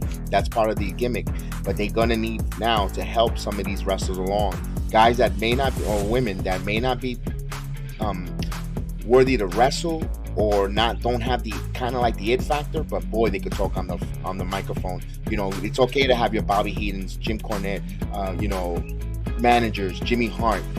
They made a living off of that. It's okay to have some of these wrestlers have these mouthpieces. I believe so. That's what's the problem with when it comes to Ronda Rousey and Shayna Baszler. They need a mouthpiece to cut these promos, to make them feel. Even Natalya, unfortunately, they do need that. And I think if Zoe Stark falls in that category, I think they need a mouthpiece. Zoe Starks has an it factor. She looked like she belonged on the main roster. To be honest with you, I would love them to keep her in the main roster, because there's nothing for her in NXT right now. We all know Nikita Lyons is out with an injury, torn ACL, and she's going to be out for a while. There's no feud right now that makes sense for a Zoe Stark of her caliber to go over. All she's going to do right now is squash enhanced talent.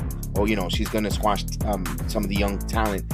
And then what, Zoe? They're not going to put her, they're not going to give her the woman's strap here, and there is no secondary mid-card title in NXT. Maybe it's time for her to be called up to the main roster here on SmackDown. Could use a Zoe Stark. I agree with you. She looked like a main roster superstar in the Rumble. And yeah, she kind of needs like a mouthpiece. But hey, everybody in pro wrestling, one time you're going to cut a promo. You're going to need to work on the promo skills. Go to like a promo class. Ask people. Zoe Stark, she's at the Performance Center. Ask the people there. Ask the trainers there. Hey, I need a little work on my promo before I go to the main roster. Can you give me a little bit of classes?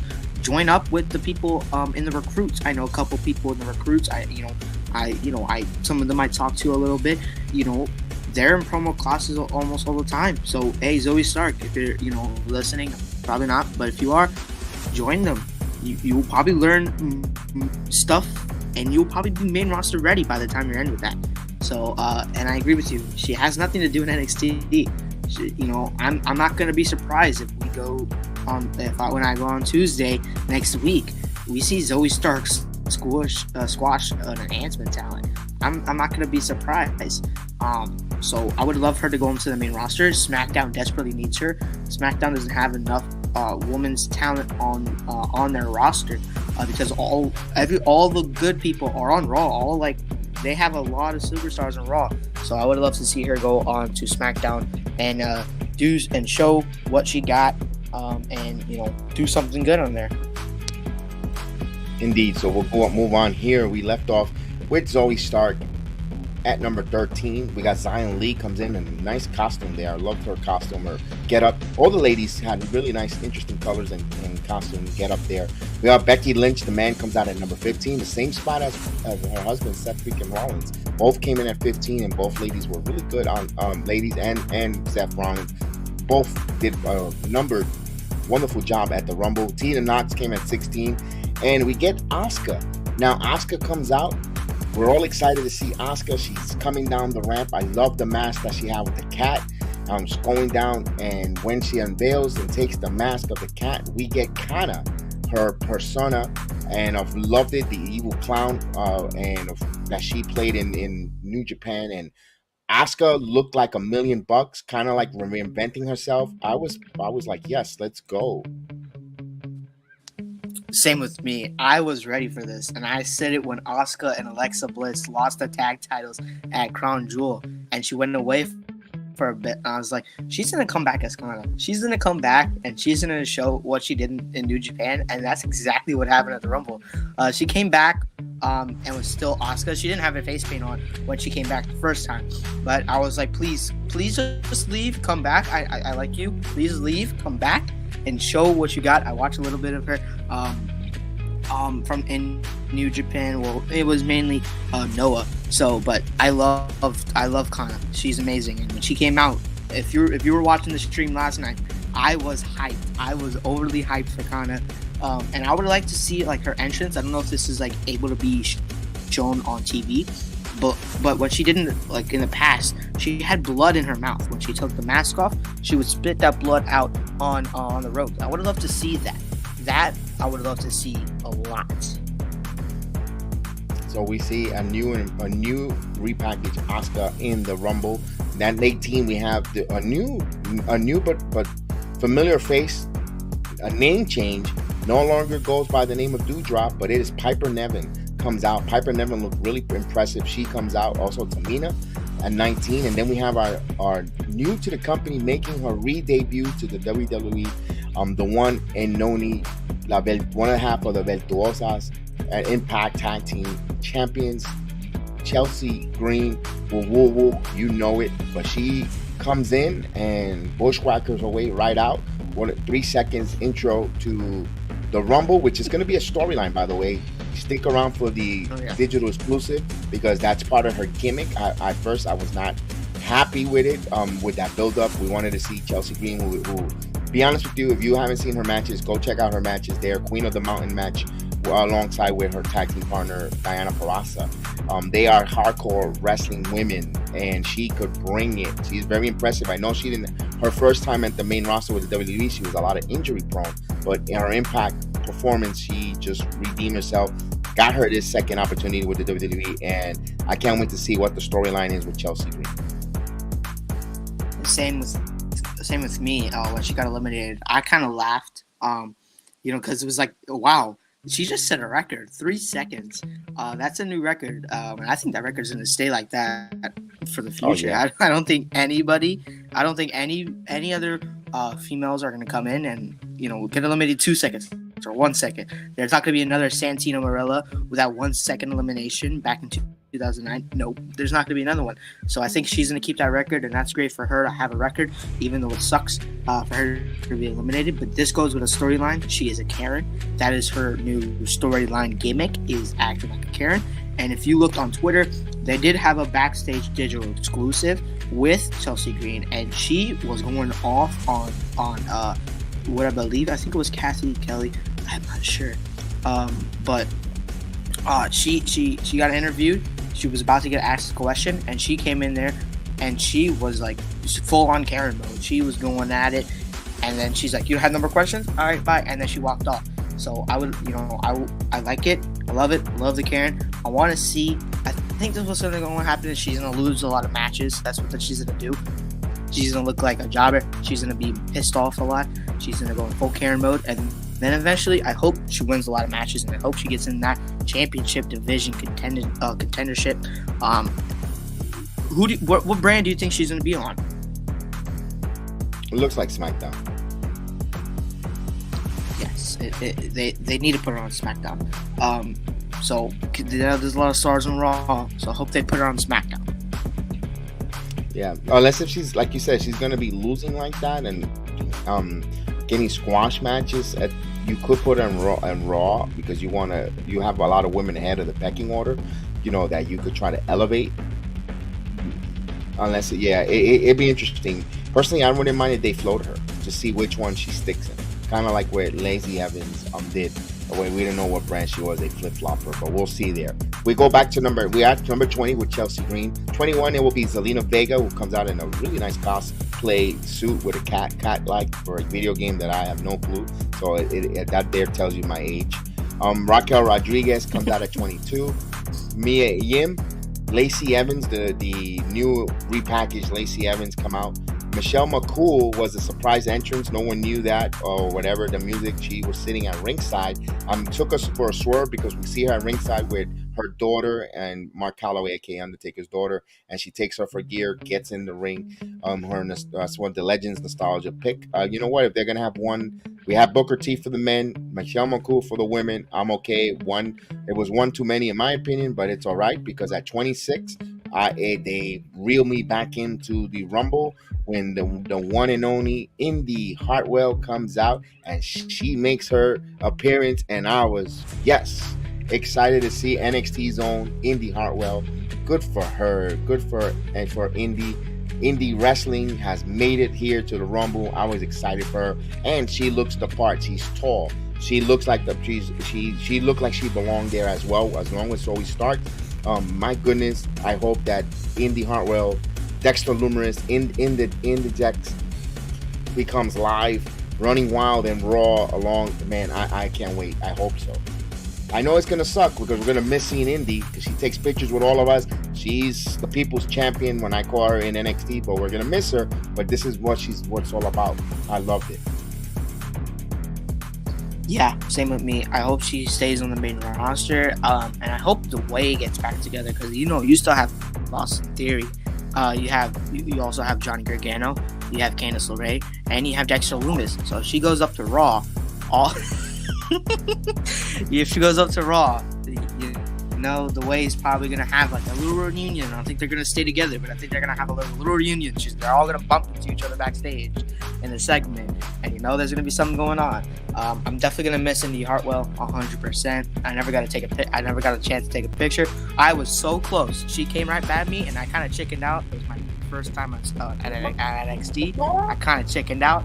I was like, ooh, I had my camera on and everything, and I was like, nope, and I didn't do it. But I'm gonna miss Indy Hartwell. She's a girl. I don't want to take a picture with a girl. No, I took pictures with all of Toxic Attraction. So that's it is what it is. But it was my first time. Hey, don't get me wrong. It was my first day, my first time in NXT. Of course, I'm gonna chicken out and take a picture with an Indy Hartwell that I've seen before. So I've seen the videos online of the Way and Dexter Lumis, the Index, the marriage, all that stuff. Yeah, I've seen it before, so I was kind of like, ooh. But hey, I was happy for her. I'm gonna miss her. Good luck, Indy Hartwell, for whatever you're gonna do on the main roster. If you stay up there, if you come back, I would love to see you on Tuesday. But yeah. And then after Indy, we're just a few more spots away at 27 with Sonya Deville. Sonya Deville comes out. Sonya Deville looked like a badass because she eliminated a couple of people there from the NXT. Go back to NXT as she eliminated a few Zoe Stark and I believe Indy Hartwell.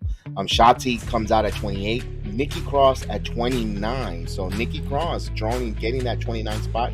One more spot left there, and unlike the men's spot, we did not know who could it be. There was a lot of speculation that maybe a couple of female wrestlers might be returning tonight. We don't know which one.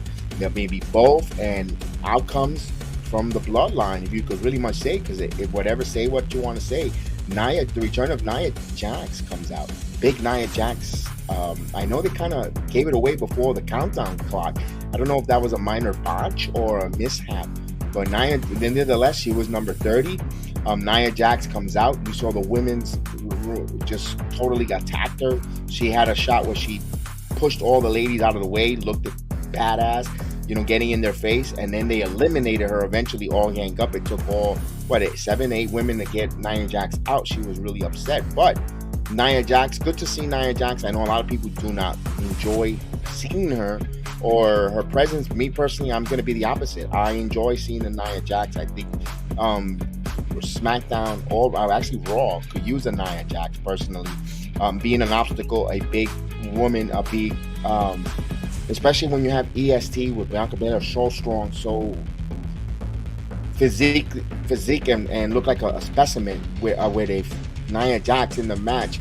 I think you could go and Rhea Ripley and so forth. I think there's room for Nia Jax here, especially when you have the Bloodline who needs the female help, and especially we didn't see a Naomi with Jimmy Uso returning here. You could still have Nia Jax with really blood family if they need a female person in this Bloodline relationship. Doesn't have to run immediately to the Bloodline, but that always have that door there in case they need to cross it if we see later down the road for some feuds with if they need a female. But it's good to see Nia Jax, and it looks like it's not a one and done. It looks like she has merchandise already being sold at WWE Shop, so it looks like she's signed for at least a year or two. Don't know that, but it doesn't look like it's a one appearance. Yeah, it doesn't look like it. And I'm happy that Nia Jax is back. I'm not like those people all over social media complaining, "Oh, Nia Jax is back. Oh, I hate this." No, Nia Jax, she can do something. She could do something. And, her being on Raw or SmackDown, whatever brand she goes on, we'll find out soon. I'm excited. I want to see Nia Jax. I want to see more Nia Jax.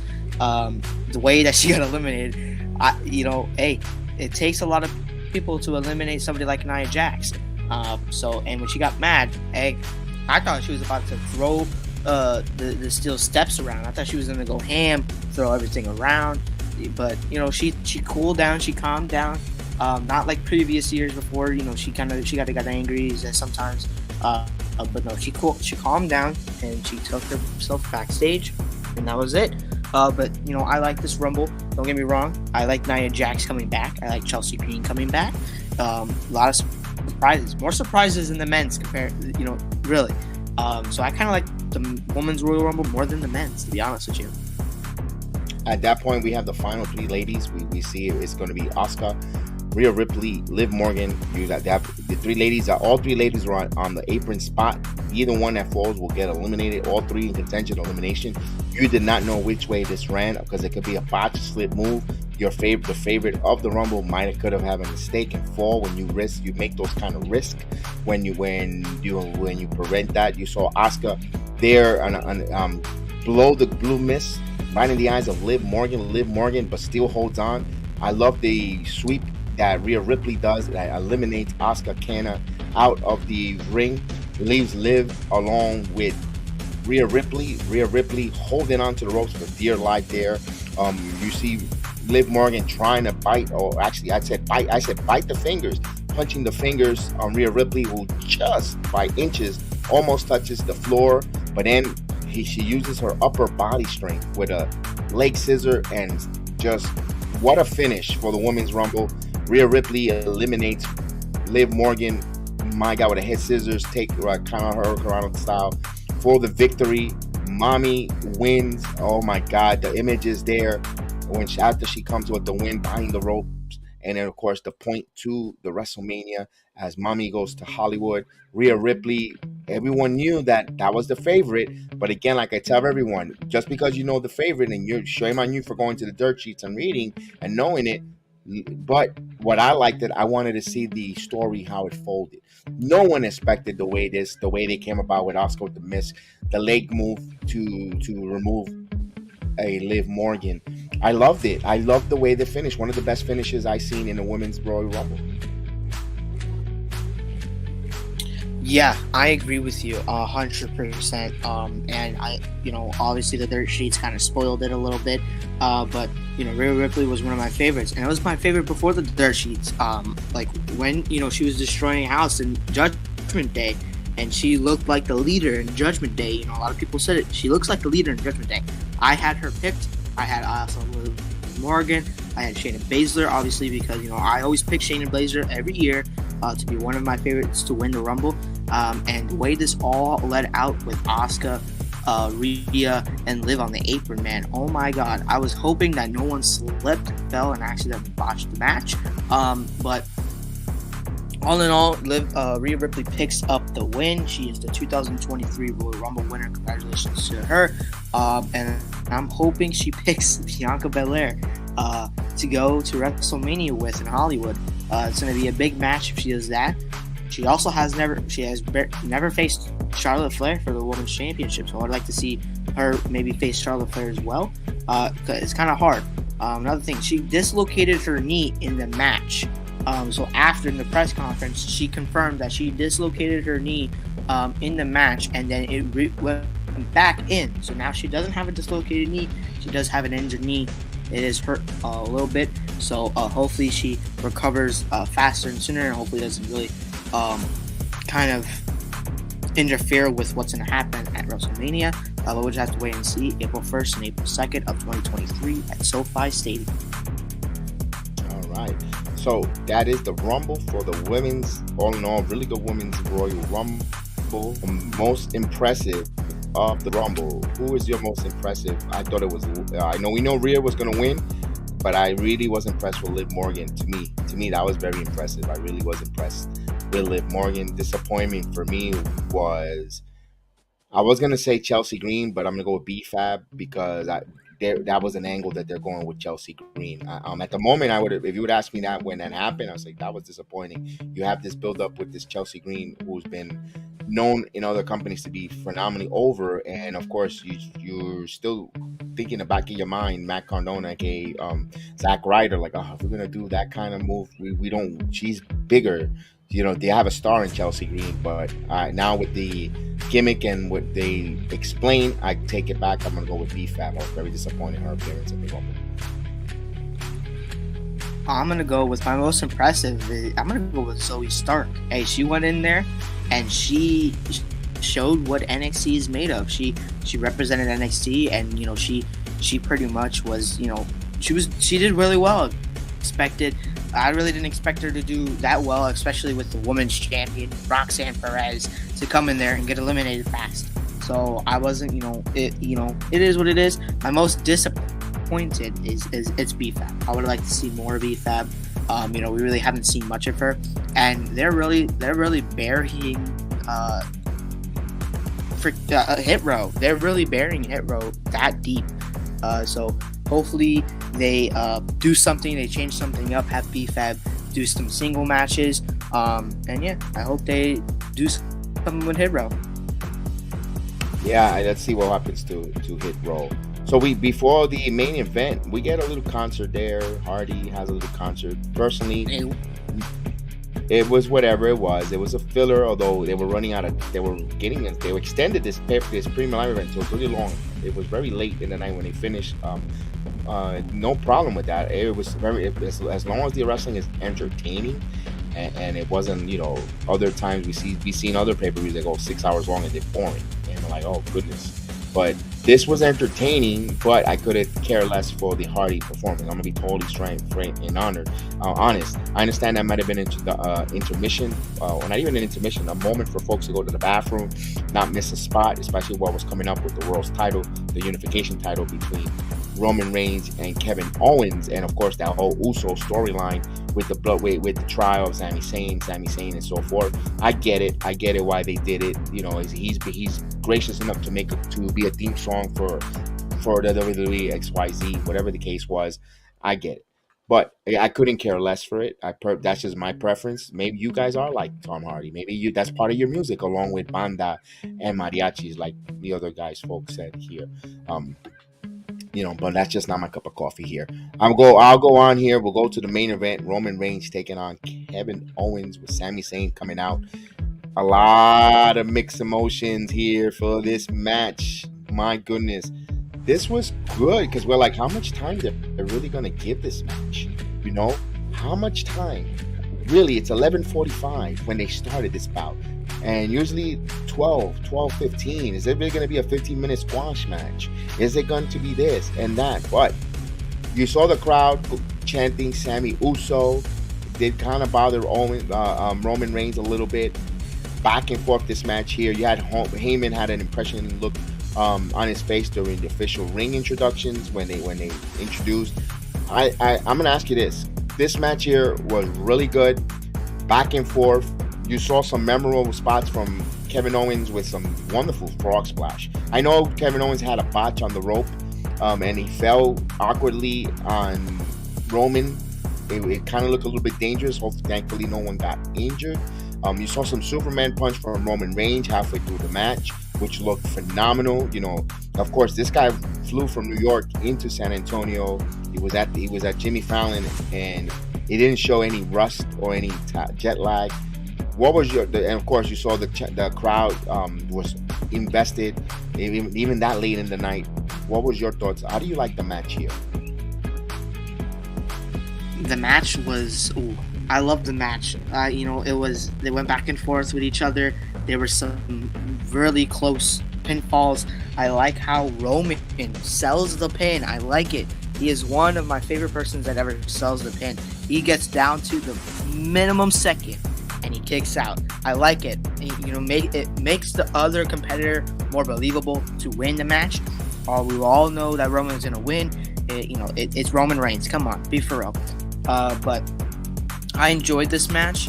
The botch kind of sent me off a little bit. I was like, oh, a botch, god dang it.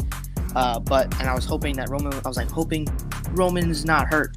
But all in all, this match was actually really good. I enjoyed it. I knew coming into this match when this whole thing started, I knew this match was going to be a good match. It wasn't a banger, like Sheamus would say. But this match was pretty decent. It was really good. I enjoyed it. And I know a lot of people did as well. I was invested in the story, and I was waiting for the outcome of the match, which we're going to get to in a second. But yeah, I enjoyed it. I'm glad you mentioned that, because I think everyone knew the result, but everybody wanted to see what was going to unfold after the aftermath, how it was going to unfold.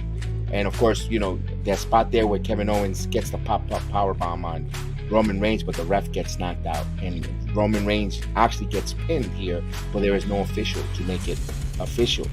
And I thought, wait a minute, because Sami's saying dare enough to come in and count the 3 count, and we have a controversy where Adam Pearce says, yes, you did get pinned, but you lose a title, but you're not going to lose both titles. You did get pinned, and I thought that's how they were going to get to a point where possibly a split of a title, because but it didn't happen that way. I was like, you know what, maybe that should have been a way, and that's a way you could justify the splitting of the world title, the unification title. Give it to Kevin Owens, because Sami Zayn decided to be the honorary official. Since you're throwing honorary stuff around, I made him an honorary official, and you guys, and just something there with Adam Pearce getting involved would have been a nice angle. I thought would have been a swerve, but it didn't happen that way.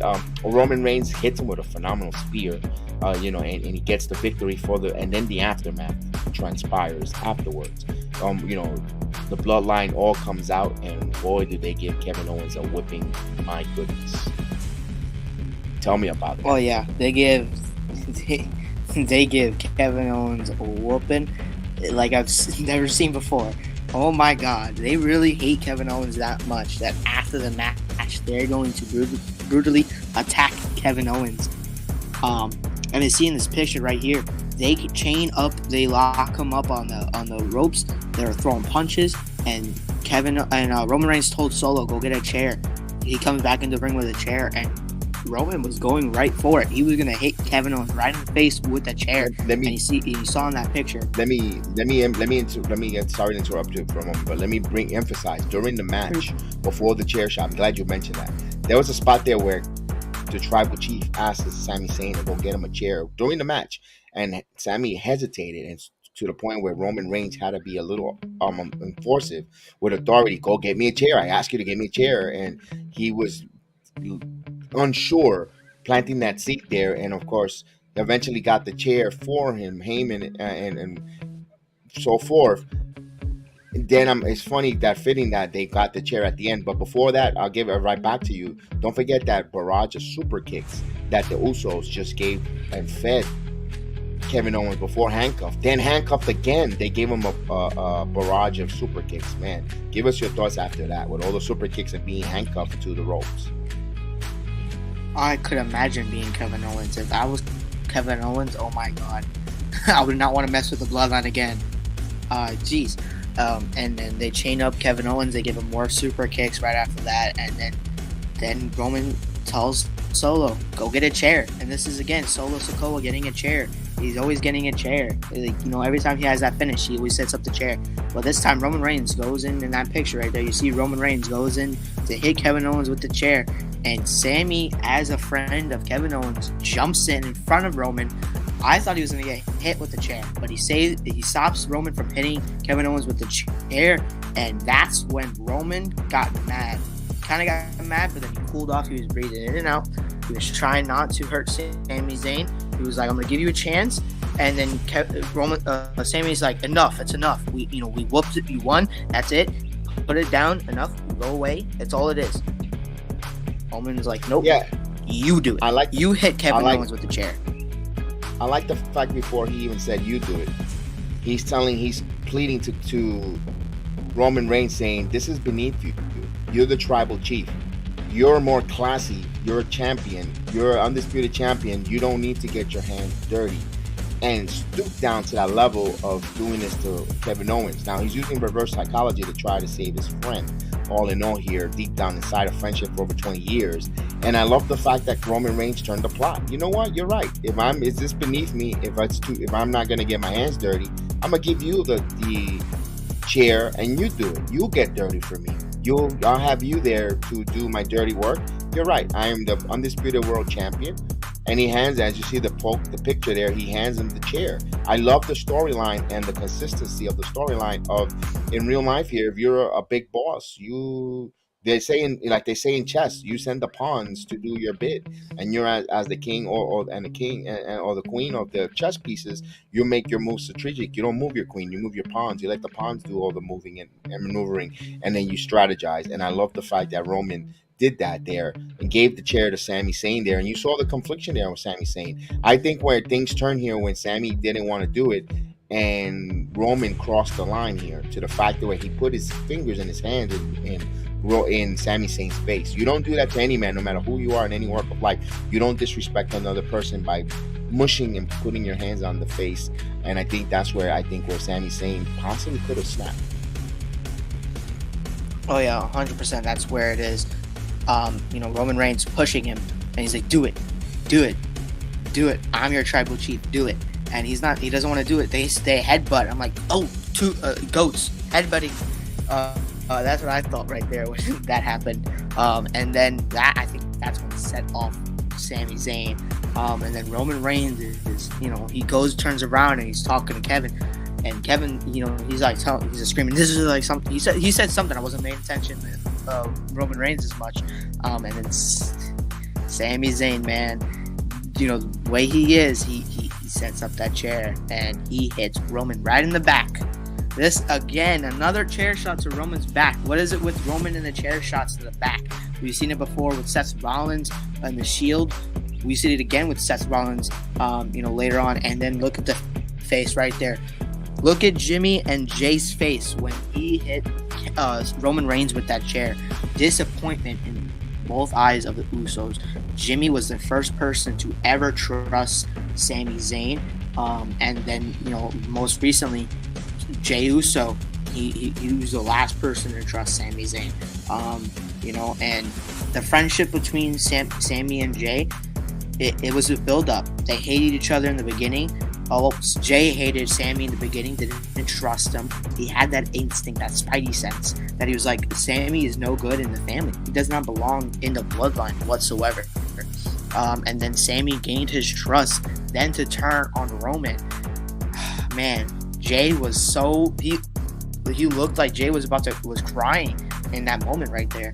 But I like where the storyline is going. I'm glad you mentioned that. I'm glad you mentioned that. You rhymed my memory. You jogged my memory there because I watched it again this segment before he got mushed in the face by Roman Reigns and caused him Sammy to snap.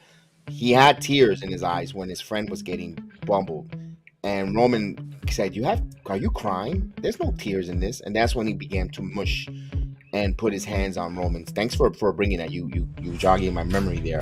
Thanks for I appreciate that. And that's where Sammy turned after he hits Roman with that chair. Jimmy gets the, like you said, the first one that trusted him felt the most like, oh. And Jay was like, whoa, what? He froze.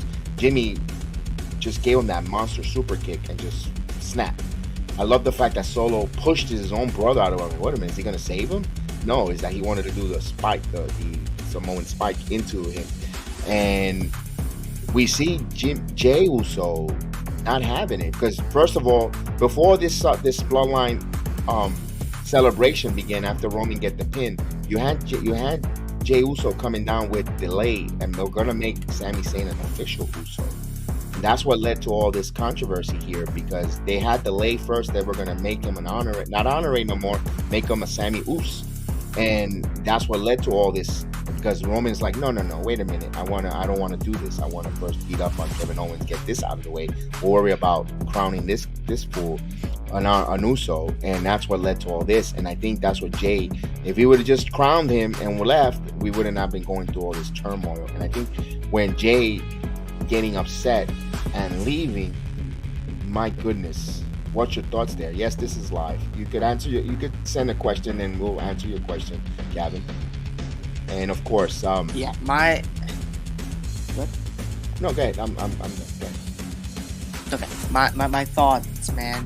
And then he sits in the corner. Jay sits in the corner, and he's sad. He's upset. He trusted Sammy with all, and he rolls out of the ring, and he's like, "I'm done. I can't deal with this." He looks at Roman, and he's like, "This is wrong. This is wrong, man." And I think this storyline is going with I think Sammy and Jay are going to tag team together. I said it last night on the stream, on the watch along. I think Jay and Sammy are going to be a tag team. I think this is where they're going with it. Before we get on with a little bit more of what happened there, not later on today, Jay posted on his Instagram with a picture. I'm out. He said, "I'm out of the Bloodline. He's done." And then he posted on his story with a picture of Roman. There it is, right there. He posted a picture on his story, Roman and Jey Uso's face, and he's like, we're running it back. We're gonna do it again. Man, I think Jay is done with the Bloodline. I think it's it. I think the Bloodline is disbanding. I think it's just gonna all lead up to Roman losing the titles at WrestleMania, and we get the last of Roman for a long time. So hey, it is what it is. The Bloodline, this whole story was a phenomenal. I don't think it's over. I hope this continues. I hope we get more of Sammy, the Bloodline, Jey Uso, Jimmy, Solo, Paul Heyman, and everything. I hope we get more of it. Here's the thing I'm thinking. I got a comment here. Let's see. Interesting that while it's true, it's the beginning of the end. Here's the thing. When I remember when that was over, when he left, I said, you know what? Not for nothing. There are the Raw Tag Team Champions, Sami Zayn and Jey Uso, because Jimmy was injured, and maybe this is where they could split the titles here, where now we could see where Jimmy and Solo Sikoa, they'll defend the SmackDown titles, and Jay and Sammy become the Raw Tag Team Champions. All I'm thinking right now, you could do that storyline. There's storylines within storylines. You go many ways there. Where that as well, and you still could have a 6 for Elimination Chamber. Could set up a really interesting 6-man tag. You're gonna have Kevin Owens, Sami Zayn with Jey Uso taking on Solo Sikoa with Jimmy Uso and Roman Reigns. you can have that in that elimination chamber, and where that could be another way to go, or you could even say this is out of control. He is no tribal chief. He is becoming a manipulator or a tyrant, and this is a way. If I know there's a lot of reports that Dwayne Johnson, The Rock, is not in wrestling shape, no schedule, XYZ. It could be a swerve, and this is a swerve that you could bring The Rock in. He went to go get another. You know what? I'm going my real tribal chief. He's the originator here that put the Samoan family on the map, and bring in Dwayne Johnson in, and then you could set up the Roman and Dwayne Johnson match for night 1 or 2, because we all know Cody, since he won the Rumble, that's one match. I don't know if that's going to be enough for buzz to really captivate, and it will, but I'm just saying it for the naysayers that won't say that. You could still have that there for that, where you could bring Dwayne The Rock Johnson in on this storyline as well. Even if they don't bring Dwayne The Rock Johnson, also you've seen the Samoan Wolf said that he's interested. He's been keeping tabs on all the social media accounts of the Bloodline. That is Jacob Fatu, who is one of the other brothers or cousins of the Nali family. I believe one of Rakishi's other sons could be there, and you could set that up, introduce him there. There's also talking about the Loser Leave Japan match there. I believe it's Jay White and Okada. Who's the other? Exactly. Hikaleo, another one that could be part of the Bloodline there. So there's a lot of storylines that could be unfolded. You could bring anywhere, any direction. It keeps us captivated. All in all, at the end storyline, you could even have Sami Zayn be off the TV for a little bit, just a little bit, recovering from injuries, might not. But of course, you want to bring those two guys in, Sami Zayn and Kevin Owens, especially in the Elimination Chamber in Montreal, where the crowd is going to go ruckus, and you want to keep them there. So it's be interesting. The point is, there's a lot of storylines that you could really go with, and it still won't get stale for the next few months. 100%. And after Royal Rumble went off the air, Sami Zayn gets up and he's stumbling. He got hurt. I mean, I don't think he's injured wise. I think he might take some time off. I think he might even show up for my Raw, to be honest with you. He might take the week off and show up on my Raw. You never know. Things can happen like that. But he gets up and the crowd, standing ovation, chanting Sami, and I love it. There was no encounter between Owens and Sami after the match.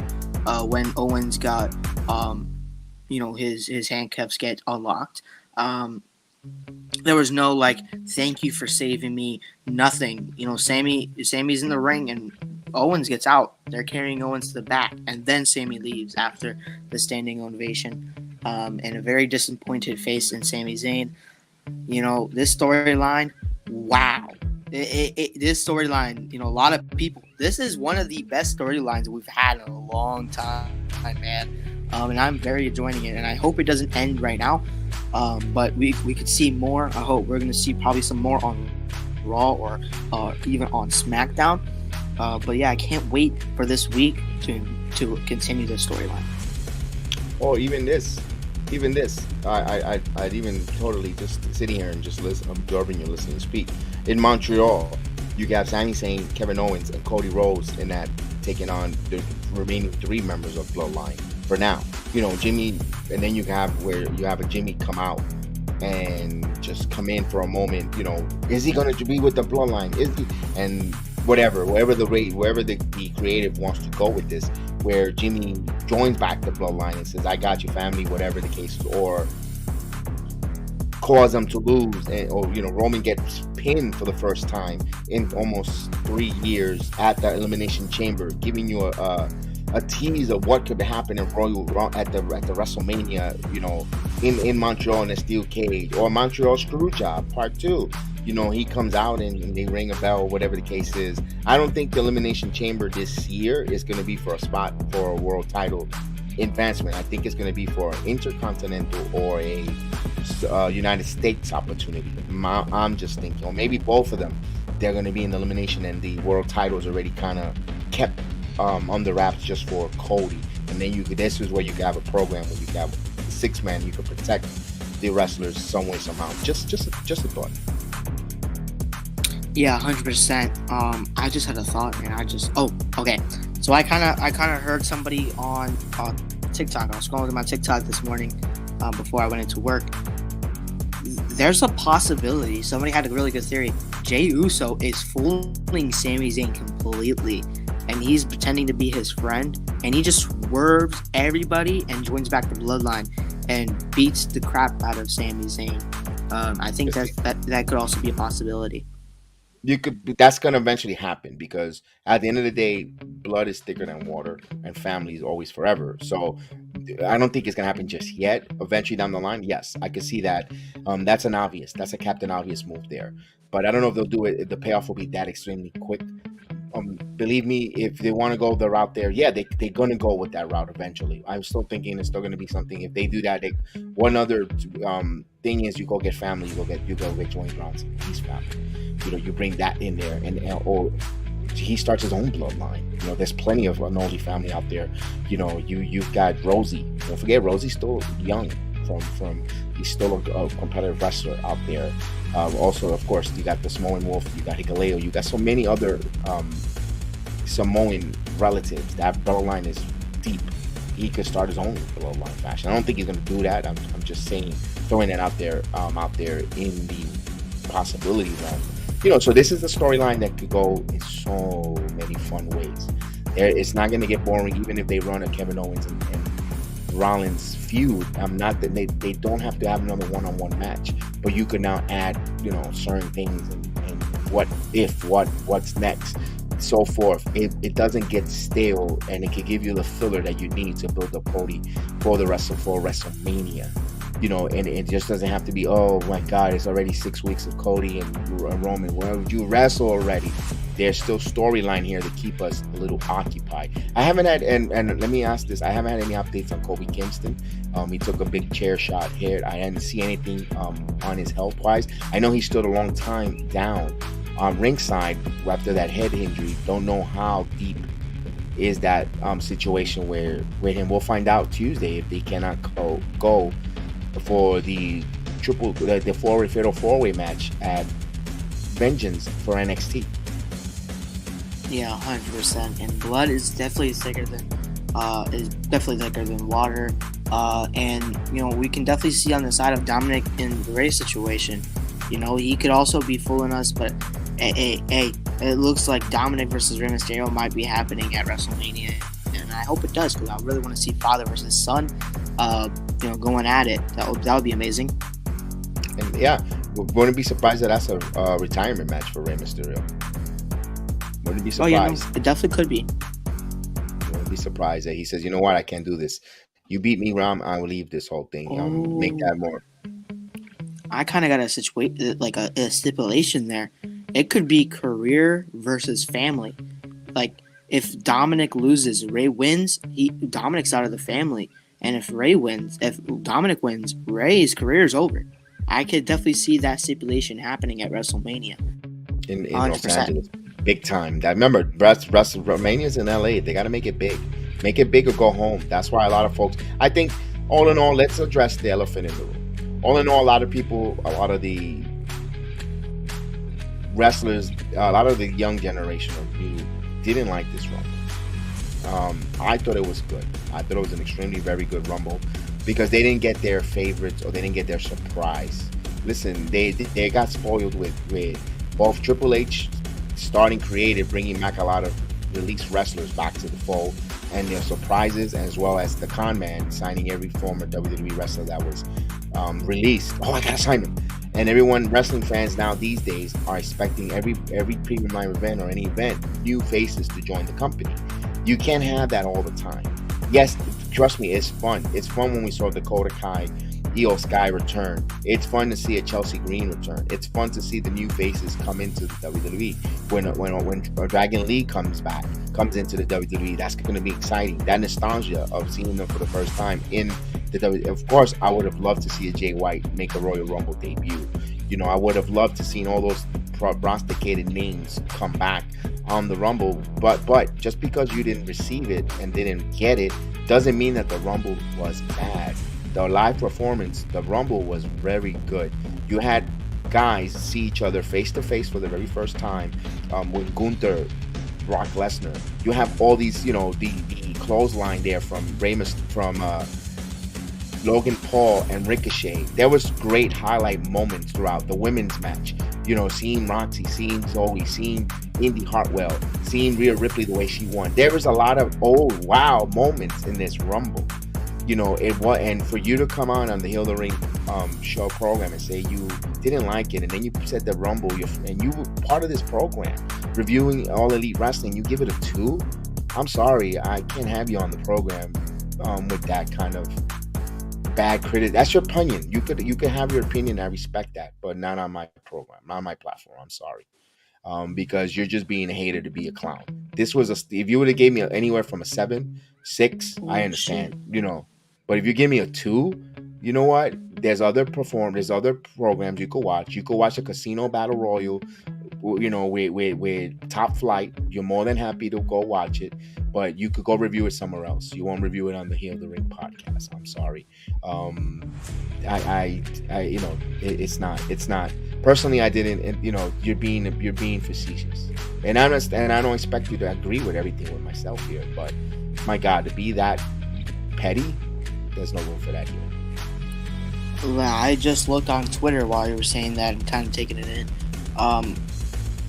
Not breaking news. It's not breaking as in he's coming to. He's going to be in the WWE. Ricky Starks was backstage at Royal Rumble supporting Cody Rhodes. See, yeah, I also give it an 8 out of 10. That was my rating last night. It wasn't great. Like, oh my God, I saw it. I saw it again. I saw it twice. If I get to see a event, like I saw Worlds Collide twice. I saw, that when you make me watch this event twice, there's something to say with it. It was good. It wasn't. Is it greatest? It was. Listen, this Royal Rumble was greater than last year's. Last year's wasn't that great. I don't remember it. When you have a moment that you could remember, it really was good. Could it look? And despite the fact that there are singles matches between Bianca and Alexa, the pitch back match, we could have done without with it, and it wasn't nothing to write home about. They could have done without, and even the Hardy performance, and it still was giving you delivered 8 out of 10. It said a lot about the Rumble. It was good. Yes, there was a botch moment with Kevin Owens at the ropes. Yes, there was. Kobe Kingston didn't make that landing on that chair. All right, I understand that too there. So it wasn't the smoothest, but it was really good. Did the ramp?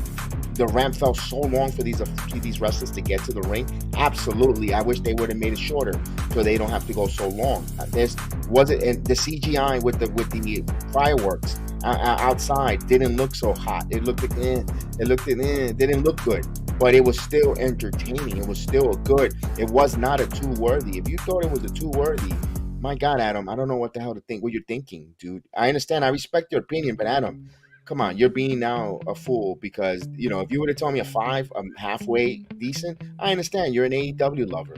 I get it. But to say a 2, you're just being foolish. Oh, yeah. And a lot of people were expecting The Rock. And I've said it before. Never, ever, He's ever, 50 years ever. old.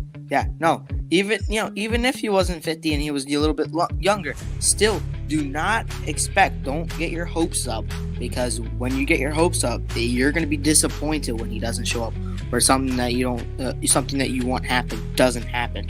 So don't ever in pro wrestling history never get your hopes up on something that you read online or something that you really want to happen, because then you're just going to be disappointed. That's what happened last night on the stream. I was kind of getting heated with somebody in the in the comment section.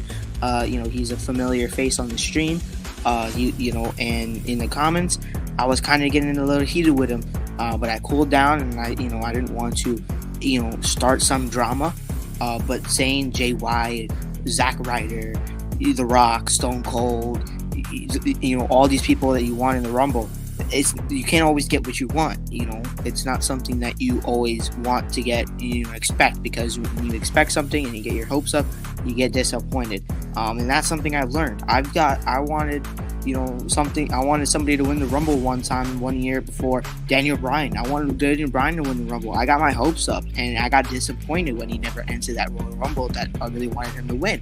So it is what it is. Let me ask you this, and I'm asking the chat. What's the purpose of the Royal Rumble? The Royal Rumble is to the winner of this Rumble of 30. You're gonna have to beat 30 of your competitors to an opportunity to call your shot against your champion of choice at that time if you win the Rumble, if the titles are not unified. Now, why in the world would you want to see someone, and that's why I'm agreeing with John, why in the world do you want to see tag teams? Well, you never see a tag team split their opportunity to win to go for a world title. I don't think, tag teams, yes, they have their function, but when it comes to a Royal Rumble match, you want to see more singles competitors because it's an opportunity to call your shot against the world champion at WrestleMania.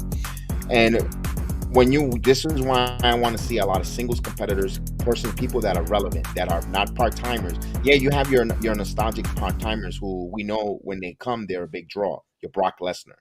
You have, you have those kind of wrestlers there. Soon Roman Reigns will be in that category. John Cena. Those are the type of wrestlers that you could bring there for those Royal Rumbles. But when you bring the legends that we know they're just there to get a pop of us and, oh, that was cute. You could do one, maybe two tops. You're taking away from some of the young talent that you have that you want to showcase. Even if we know there's no chance in hell Mustafa Ali was going to win a Royal Rumble. But you know what? I'd rather see a Mustafa Ali than in no disrespect, I love Booker T, than a bow-legged Booker T who couldn't barely walk to the ring. He looked like he just came off a horse and he was saddling a horse for all the way from his house out there in Houston to San Antonio. There's no disrespect though, but I felt that they could have gave that to a wrestler that is currently out there busting their butts, going in from town to town, week after week, night after night. Put him on the premium main event. You know what? He has family. There's family that wants to see the young wrestler who probably are going to have went through hard times, probably slept in their car, seen the performer sleep in his car. All those stories that we heard. Let them go out there and shine on the Royal Rumble.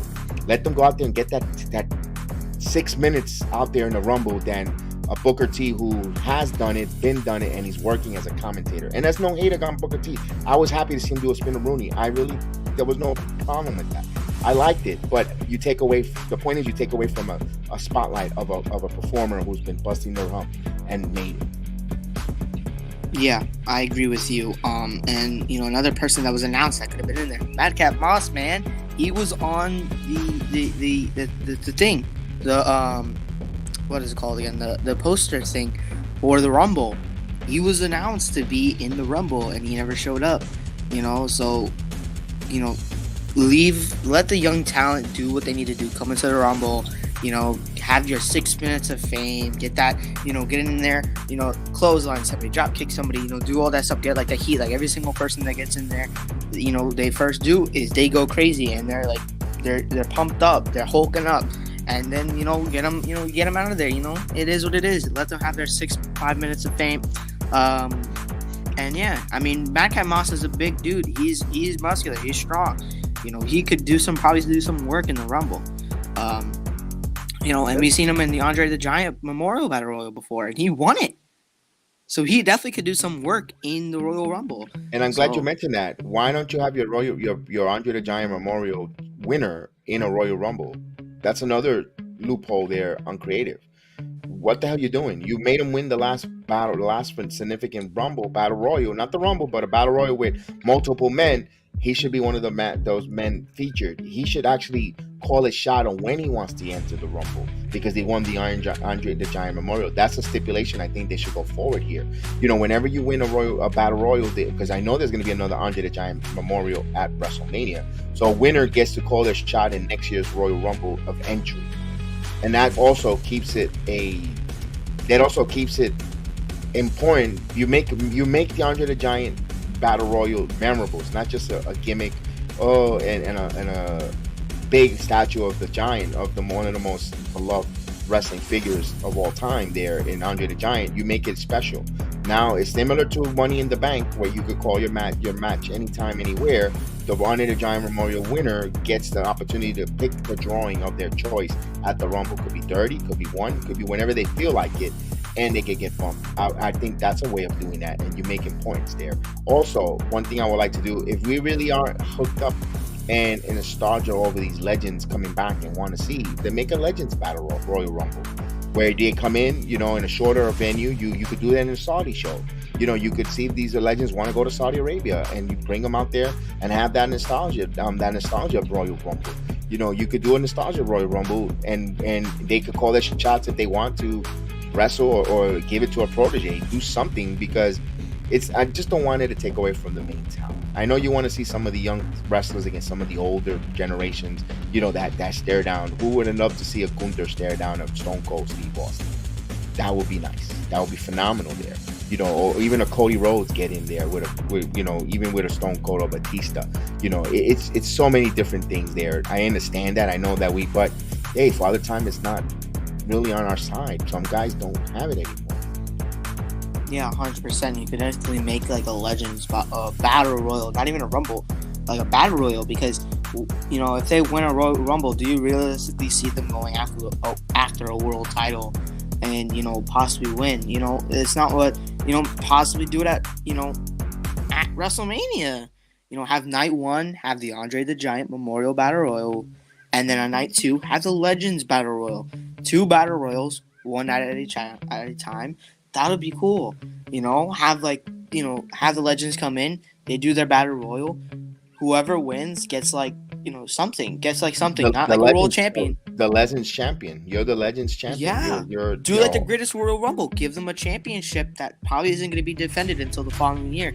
I mean, we still haven't seen Braun Strowman defend that greatest Royal Rumble championship at a greatest Royal Rumble. We haven't seen another one, but definitely give them like a trophy or something. I think it worked because you had that goofy Bret the Hitman Hart, Owen Hart titles for that tournament. You could do a Legends title, and then the Legends title champion will be up for grabs if they can't due to health reasons or whatever the case defend it. We'll have you relinquish it at that Rumble, and then you could bring them once if they're in their wrestling shape. Legends, they could come and wrestle once in a blue moon, you know, every 4 months, you know, and if they want to.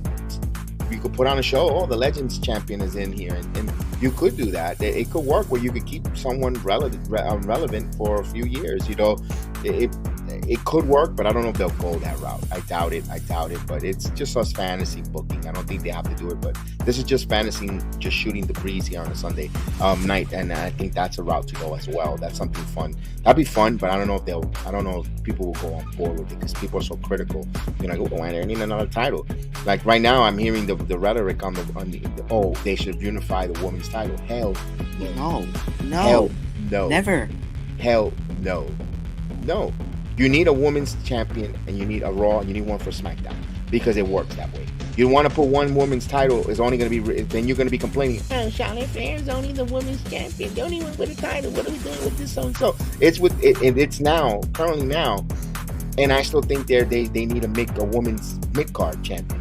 They need a women's intercontinental champion and a women's United States champion because it keeps all these ladies irrelevant. It keeps them purpose. You got a Tina Knox who could probably be relevant now as a woman intercontinental women's champion. You also have other women on the roster like Piper Niven. You give her a United States title run, now she's an obstacle. You know, you could build something. It doesn't have to always be in the World Heavyweight title. You don't want, and no one thinks that Piper Niven will be a women's champion. Never. But if you make her a strong women's United States champion or intercontinental, whoa, wait a minute, and maybe she gets over with the fans. You build something here. You know, you do these mid card titles do make it. I understand you don't have to be like the other for wrestling, make it so many silly titles, but you do need these mid card titles for these ladies, especially when you have a stacked women's division. But with that said, let's give our final thoughts. We've been on for too long. Yeah, I enjoyed the Rumble. There were some things that I didn't like about it. You know, obviously they're like the major 2 things that I didn't like about the Rumble. But the 2 Rumble matches, top notch. Not top notch, but they were good. I think the women's Royal Rumble was definitely better than the men's Royal Rumble. And then the main event, Kevin Owens versus Roman Reigns for the WWE Undisputed Championship. It was a really good match. I kind of enjoyed Roman Reigns versus Kevin Owens in the Thunderdome at that Royal Rumble compared to this one. But you know, it's different because we're in the Thunderdome. It was kind of like we can go everywhere and all that stuff. So, but I enjoyed this Royal Rumble. I give it an 8 out of 10. It could be better. Hopefully next year it will be much better with a little bit more matches, better matches than the Pitch Black and the Bianca Belair versus Alexa Bliss match. All right, well said there. Me personally, I enjoyed the Rumble. The whole Rumble, I could have done without the match, the 2 matches that we mentioned, the Pitch Black, or it could have went a different way, creative wise. But we already talked about that. I really enjoyed both Rumbles. I give the women Rumble an edge over the men's slightly because of the unpredictability of the finish. We all knew that Cody Rhodes was going to win. We knew, and for the women's, we knew 2 ladies possibly. It was either going to be Liv or Rhea, and I love the way they told that story. They told that and how it transpired. And I think that's what separated the women over the men, especially when we saw more of the young women talent from NXT. Of course, we're homers in NXT, so we're going to be a little bit biased from that, according to that there. But all in all, the men was fine. There was nothing wrong with that. I really enjoyed everything that Royal Rumble brought. It was entertaining. It actually went longer than we expected. We thought it would be off by 11:30. It went to 12:30 on a Saturday night. That's no problem. I'm actually thankful that WWE decides to go now Saturday nights for these premium live events rather than the Sunday where you have to work the next day and it's a little rigid on you. Especially when Monday Night Raw is going to come the next night. It's going to stay until 11 o'clock. That's a little bit of a rough patch. I understand. I'm glad they moved that like that for, I guess you could call me old timer or whatever you want to say. But I really enjoyed it. This was a very good premium live event. For Adam to give it a 2, Adam, that's why you're not here anymore. That's all I gotta say. Seriously, because your takes, and it's like, man, But Jay, thank you for joining me this evening. Thank you for joining us, for tuning in. If you're tuning with us on Facebook, on YouTube, Twitch, LinkedIn, anywhere that you hear our voices, on any of the audio platforms as well, in Apple, Speaker, thank you so much. Give us a like, give us a comment. Please give us your thoughts and your reviews. We always want to try to improve our program. If you would like to be a panelist, and of course, don't be afraid of giving your opinion, but if you're being ridiculous, then, we're going to tell you you're being ridiculous. Thank you, John, for joining us in the UK. Thank you. I really appreciate it. We also had Dork Knight as well from the UK. So we love the love that we're getting in UK. And John, we're hoping for Gallus Boys on top to win those NXT tag titles if it's not Inoue or Malik. Also, we wanted to see JD McDonough. So there's a lot of UK talent coming up, and I can't wait for NXT Europe. UK's got some great wrestlers, but we'll leave that for another podcast. But thank you, John, for joining us. Thank you, Dark Knight. Thank you, JC Crew. Thank you, everyone that's watching us, listening to our voice. We have one motto. If you're not down with the Heel of the Ring podcast, Jay, we got 2 words for you. Just subscribe. Thank you, guys, and have a good night. All right. Peace. Awesome! You people bought a ticket to see me, so shut up! Sometimes I get so mad there's no control. Ladies and gentlemen, just in case you live under a rock, I might you grab are a looking bat, I at the don't know, my youngest rap, my and blood best boils rising over star like, in oh God, here professional goes. I wrestling lost all today. feeling from my head to my toes. You said some shit that I can't let go, so just stay tuned for the rest of the show. So have you ever felt betrayed? Switches how you see things, realize something needs change. Cause I know you got me fucked up, let me show you what's up.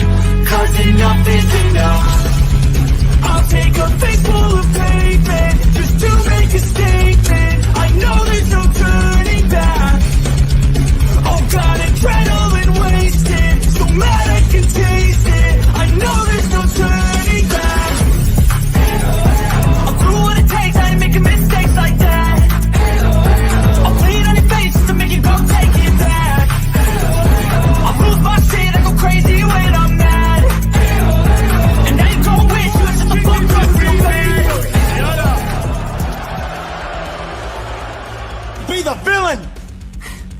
have no problem at all because I couldn't care less. If you like me or not, I'm here for success. And there's no one more successful than Grayson Waller. Yeah! Let me talk to him.